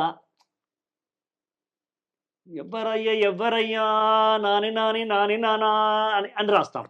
ఎవరు నువ్వు మహారాజా ఏ తల్లి కన్న బిడ్డవో విజయ రామరాజా నేను చెప్తున్నాను మీ గురించి. హ్మ్. This is second person. తనే చెప్తున్నాడు. ఈ థర్డ్ పర్సన్ తనకు తాను చెప్పుకోవడం. హ్మ్. ఇందులో ఈ ప్రమాదం ఉంది. కత్తి అంచు మీద నడక లాంటిది. కొంచెం ఇటైనా కూడా సొంత డబ్బా కట్టుకున్నట్టుంటది. అవును. కదా! ఇది ఆ ప్రమాదమైనటువంటి నడక నేనే ఎంచుకున్నాను తప్ప వాళ్ళు చెప్పలా. హ్మ్. నేనే ఎంచుకున్నా. చెప్పి ఇట్లా నేను మీకు చేస్తానంటే ఒక 2, 3 ట్యూన్‌లలో చేయండి. నాకు అలవాటు కీరవాణి గారితోని. నువ్వు రాసేస్తావు గదా! నువ్వు పాడతావు గదా! అది చెయ్యి. తర్వాత నేను జూస్తానంటాడాయన. హ్మ్. హ్మ్. నేను ఆయనకు రాసిన అన్ని పాటలు నా ట్యూన్‌లో వినిపించినవే. ఓకే. ఆయన దాన్ని అద్భుతంగా మార్పు చేసినాడాయన. అది సత్యం. అప్పుడు నేను ఒక 3 రకాలుగా రాసుకెళ్ళిపోయా. ఇప్పుడు మీరు వినేది మూడో రకం. ఓకే. అప్పుడు వాళ్ళు ఈ ఈ ట్యూన్ ఇష్టపడ్డారు వాళ్ళు. కొమురం భీముడో కొమురం భీముడో కొర్రాసు నెగడోలే మండాలి కొడుకో అట్లా విషాదం ఉంది, ఆత్మవిశ్వాసం ఉంది, ఆశయం పట్ల అంకిత భావం ఉంది. ఈ మూడింటి పెనవేత్తోనే నేను ఒక్కొక్క అక్షరం రాసుకుంటూ పోయాను. అక్కడ ఎక్కడ మీకు సొంత డబ్బా అనిపిస్తుందా? అవును. లేదు. అనిపించదుగా. ఇది ఒక ప్రత్యేకమైన పద్ధతిలో నేను తీసుకెళ్ళాను. రగరాగా సూరీడై రగలాలి కొడుకో ఇది తెలంగాణ ప్రజల్లో ఉన్నటువంటి మాట. ఇవాళ దస్తే రేపటికి 2 హ్మ్. ఎందుకురా భయపడతావు? సస్తొకటి పుడితొకటి సస్తొకటి ఎందుకులా భయపడతామని తనకు తానే అనుకుంటాడు. అట్లా అనుకున్న వాళ్ళే వీర తెలంగాణ నైజాం రాజు వ్యతిరేకంగా చేసిన పోరాటం లోపల కొంతమంది 4000 మంది వీరుల్ని గురించి మా నాన్న చెప్పినాడు. సార్. కాబట్టి ఆ వీరుని తలుచుకున్నాను నేను. కొమరం భీముడు అంతే. ఆ తర్వాత ఆయన చనిపోయినాడు కదా! నైజాం రాజు చనిపోయినాడు. జల్, జమీన్, జంగల్‌తో చనిపోయినాడు కదా! చనిపోబోయేవాడు ఏం మాట్లాడతాడు? అది సినిమాకు తెలీదు. అప్పుడు ఆ విషయం లేదు. కానీ నాకు తెలుసుగా. మీకు తెలుసు కదా! ఆ తర్వాత వచ్చి చచ్చిపోయినాడని. అదంతా ఇప్పుడు రాస్తున్నాం కాబట్టి అప్పటి వ్యక్తిని మార్చి ఒక అద్భుతమైనటువంటి ఒక చిచ్చును, ఒక కార్చిచ్చును రచించిన కదా! అలాగే భూతల్లి చనుబాలు తాగానట్టేరో తాగానట్టేరో చర్మాములిచే దెబ్బకు అబ్బంటోగాల చిలికే రక్తము చూసి చెదిరి తోగాల బుగులేసి కన్నీరు ఒలికి తోగాల భూతల్లి సనుబాలు తాగానట్టేరో తాగానట్టేరో. తెలంగాణలో ఒక పలుకుబడి ఉంది. అది రాయలసీమలో ఉందా, ఉత్తరాంధ్రలో ఉందా నాకు తెలియదు. ఏదన్నా ఉంటే అన్న నేను నీకు మాటిస్తున్నా, ఇది నేను చేయకపోతే నేను మా అమ్మకు నేను పుట్టనట్టే అని అంటారు. దాన్ని నేను ఇక్కడ కలిపా. ఇది నా బాల్యంలో విన్న మాట. నా బాల్యం కన్నా ఇంకో 30 ఏళ్ళు వెనక్కి పోయి రాసిన పాట అది. 1920లో రాస్తున్న పాట నేను. 20లో వచ్చినటువంటి మాటలే ఉపయోగించాలి. అది నాకు రాజమౌళి గారు నాకు స్వేచ్ఛ ఇచ్చినారు. ఎవరికి అర్థమవుద్దా, కోస్తా వాళ్ళకి అర్థమవుద్దా, మద్రాసులో అర్థమవుద్దా వదిలేయి, నేను దృశ్యం ద్వారా అర్థం చేపిస్తా, నువ్వు అక్కడ పుట్టి పెరిగిన కొమరం భీముడు వాయిస్ ఏదంటే అదే రాయన్నాడు. అది గ్రేట్నెస్ ఆఫ్ రాజమౌళి. ఎస్, నాకు స్వేచ్ఛ మైదానం ఇచ్చినాడు. చెరకు తోటలోకి ఐరావతం పోయినట్టు ఉంది నా పరిస్థితి. ఇట్లా మలుచుకుంటే దొరికిపోతుంది చెరకు తోట. ఎలా ఉంటుంది అది? అలా నేను మొదలెట్టా. కాలువై పారే నీ గుండె నెత్తూరు. సోత్కర్ష ఉందా? నేలమ్మ నుదుట బొట్టయితుంది చూడు. సొంత డబ్బా ఉందా? అమ్మ కాళ్లకు పారాణయింది చూడు. తల్లి పెదవుల నవ్వై మెరిసింది చూడు. లాఠీ తీసుకుని ముఖం మీద కొడితే ముఖం పగిలితే కూడా సంగపోళ్ళు ఎక్కడున్నావు అడుగుతున్నావురా, వాళ్ళు ఇక్కడ ఉన్నారా, నువ్వేమో గడ్డాలు ఉన్నారా అని అడుగుతున్నావు, వాళ్ళు ఇక్కడ ఉన్నారా అని ముఖం మీద కొడితే నవ్వుకుంటూ చచ్చిపోయింది ఒక ఆవిడ. మా అమ్మ చెప్పింది. నవ్వుకుంటూ చచ్చినప్పుడు తెల్లగా ఉంటుంది నవ్వు, కానీ ఆమె ఎర్ర నవ్వింది. ఎందుకంటే పగిలిపోయి బ్లడ్తో వచ్చింది. ఎర్రని పళ్ళు బ్లడ్తో ఉండి ఆమె నవ్వుతూ చనిపోయింది. ఆ దృశ్యం నాకు గుర్తుంది. అందుకే తల్లి పెదవుల నవ్వై మెరిసింది చూడు. కొమురం భీముడో కొమురం భీముడో పుడమి తల్లికి జనమా అరణమిస్తివిరో. అరణము అంటే సొమ్ము కాదు, అరణము అంటే కరెన్సీ కాదు. అరణము అంటే ఏంది? ప్రాణం ఉండేటువంటి జీవాలను ఇస్తే అది అరణం అంటారు తెలంగాణ. అంటే బిడ్డెంబడి ఒక బర్రెనిస్తే, ఒక మేకనిస్తే, ఒక ఆవునిస్తే అది అరణం. ఎందుకు ఇస్తారు అరణము? బిడ్డ మా దగ్గర పెరిగి ఒంటరిగా వెళ్ళిపోతా ఉంది, మా జ్ఞాపకాలు వస్తాయి.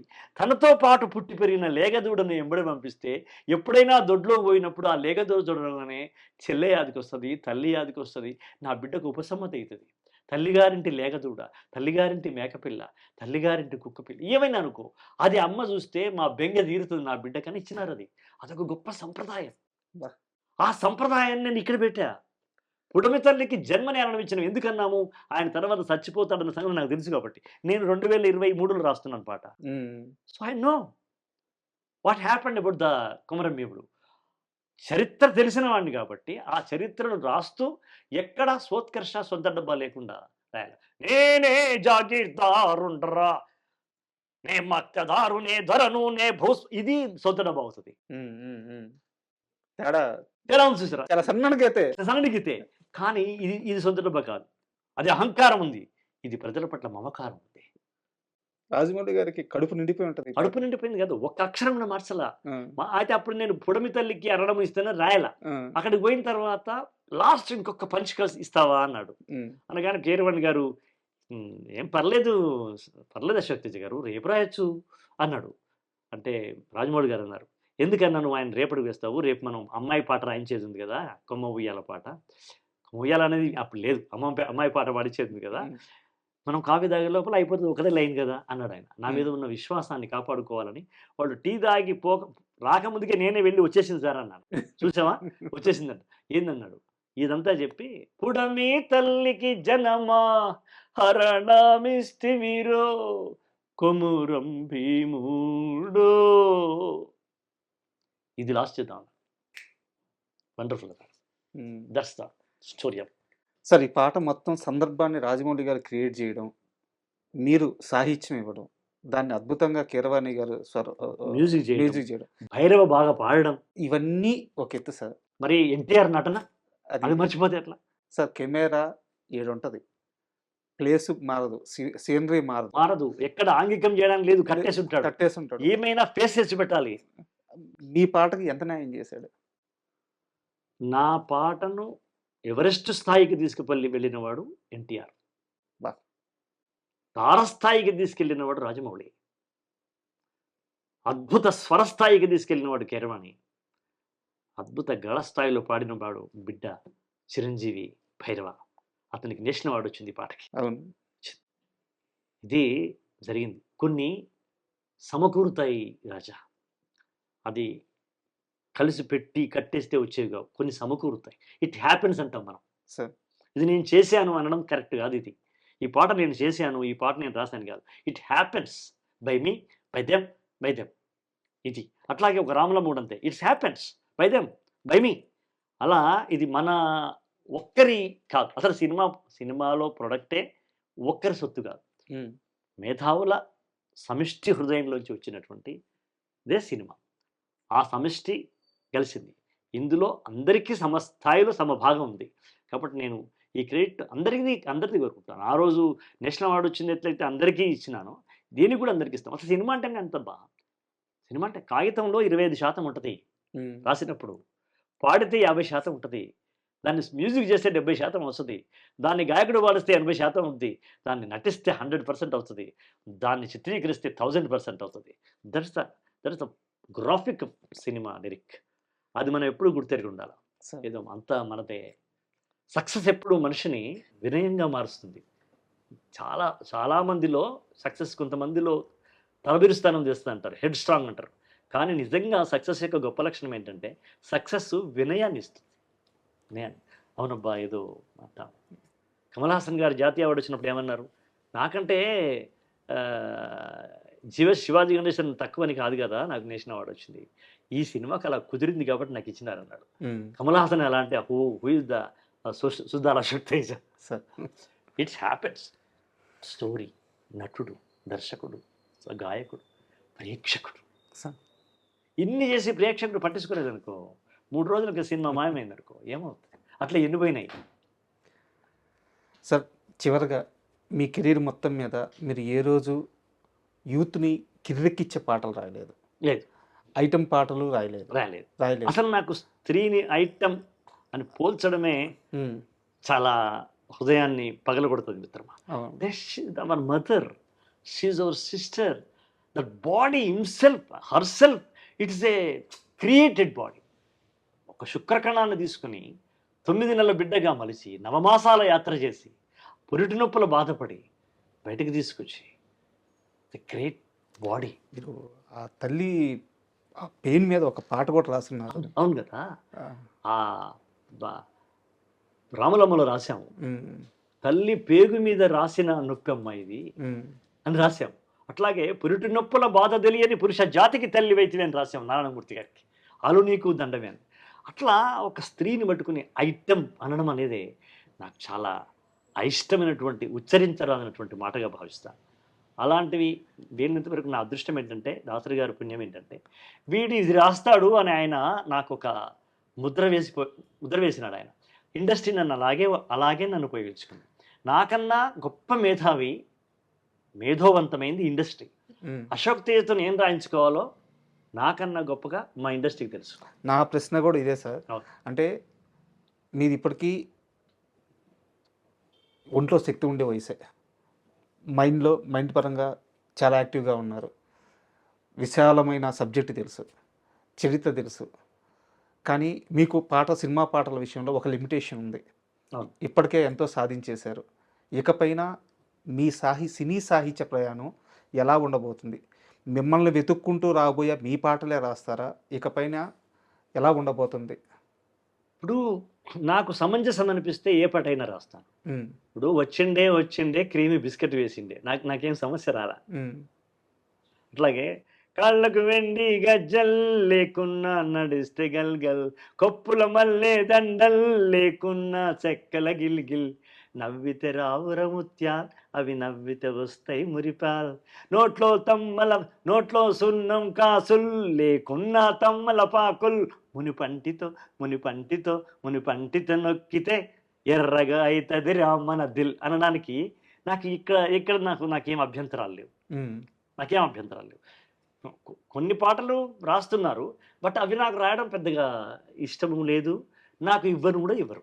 ఎందుకంటే 32 సంవత్సరాల అనుబంధం చెప్తున్నా. నాకెవ్వరు నన్ను దాదాపుగా ఐటమ్ సాంగ్ అది మీరన్నట్టుగా ఒకటి రాయమని నన్నెవరు అడగలేదు. ధైర్యం కూడా చేయరేమో. చేయరు. అంటే ధైర్యం అని అనను కాదు కానీ, ఎందుకు టమాటాల దుకాణంలో టమాటా తీసుకుందాము, హ్మ్. తులసి పత్రాల దగ్గర తులసి తీసుకుందాము అని అనుకుంటారు తప్ప, మనము మన దగ్గర కొబ్బరికాయలు ఉంటే వాళ్ళు పచ్చిమిరపకాయలకి ఎందుకు వస్తారు? రారు కదా. కాబట్టి నా దగ్గర నుంచి ఏం తీసుకోవాలన్నది పెద్దలకు, సినిమా పరిశ్రమకు తెలుసు. అవే రాస్తాను. అలాగని వచ్చిండైన పాట కానీ, సారంగ దర్యాల లాంటి పాటలు కానీ రాయనని కాదు, రాస్తాను.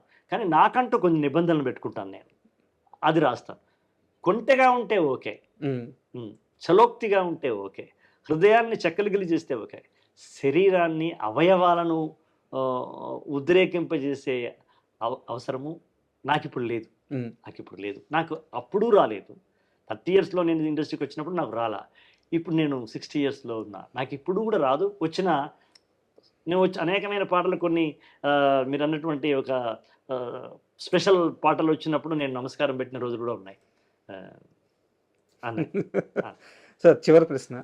ఒక పేపర్ మీద ఒకవైపు పూర్తిగా రాస్తే ఒక పాట అయిపోద్ది. అంత చిన్న శ్రమ 2 లక్షలు 3 లక్షల రూపాయల రెమ్యునరేషన్ ఉంటుంది. అది బడ్జెట్ని బట్టి చిన్న సినిమాలకు అంత ఉంటుంది.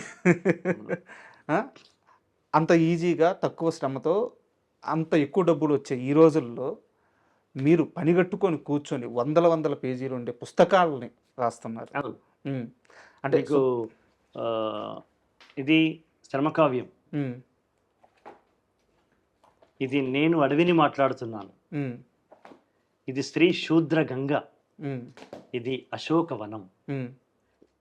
ఇలాంటి పుస్తకాలు ఇలా ఇంకొక వైపు రాస్తూ ఉండాలని అన్న దాంట్లో కూడా నాకు నారాయణ రెడ్డి గారే ఆదర్శం. ఆయన చెప్పింది, సినిమా పాట రాయి, అది గ్లామర్, కావ్యాలు కవిత్వం రాయి, ఇది గ్రామర్ అన్నాడు ఆయన. ఆయన నా మనసులోనూ అదే ఇష్టం ఉంటుంది. నాకు సినిమా పాట లేదనుకో, నేను ఇంకో కావ్యం రాస్తాను. నేను ఇప్పుడు ఇంకొక పుస్తకం వస్తుంది, నా పాటతో నా ప్రయాణం అనే పుస్తకం వస్తుంది ఇంకొక 2 నెలల్లో. ఈ 30 సంవత్సరాల్లో నేను రాసిన అద్భుతమైన పాటల ఘర్షణ ఎలా జరిగింది, సంభాషణ ఎలా జరిగింది, ఆయన ఏమన్నారు, నేనేమన్నాను, నేను ఎక్కడి నుంచి ఈ పదం తీసుకొచ్చాను, ఏ పద్యాన్ని నేను వాడుకున్నాను, ఏ శ్లోకంలోంచి నేను ఈ భావం తీసుకున్నాను, అవన్నీ కూడా ఓపెన్గా విద్యార్థులకు చెప్పినట్టుగా నేను పుస్తకం వస్తుంది. చాలా ఇంట్రెస్టింగ్. పాటతో నా ప్రయాణం, అది పుస్తకం రాగానే నేను పిలిచి మరీ నీకు ఇస్తా. అయ్యా, అది ఒక్కటి మాట చివరికి చెప్తా. కన్ను మూసేదాకా పెన్ను మూసేదిలే, పెన్ను మూసేదాకా కన్ను మూసేదిలే. ఇది తగ్గేది లేకంటే పవర్ఫుల్గా ఉంది. అదే మనం రైటర్ కదా, కాబట్టి అది కొనసాగుతూనే ఉంటుంది, కొనసాగిస్తూనే ఉంటాం. మీరు అలాగే కొనసాగించండి సార్. ఎందుకంటే మీ పాట మాకు అవసరం, ఈ సమాజానికి అవసరం.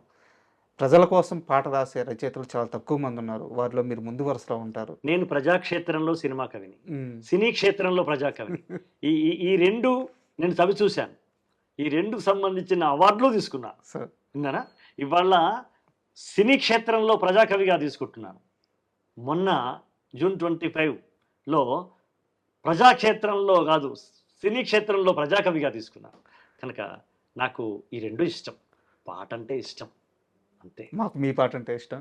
Thank you very much sir. ఎందుకంటే చాలామందికి దొరకని అదృష్టం ఇది. నాకు ఈరోజు మీరు కల్పించారు. చాలా ఎక్కువ సమయం కూడా ఇచ్చారు. చాలా ఆనందంగా ఉంది. Thank you very much.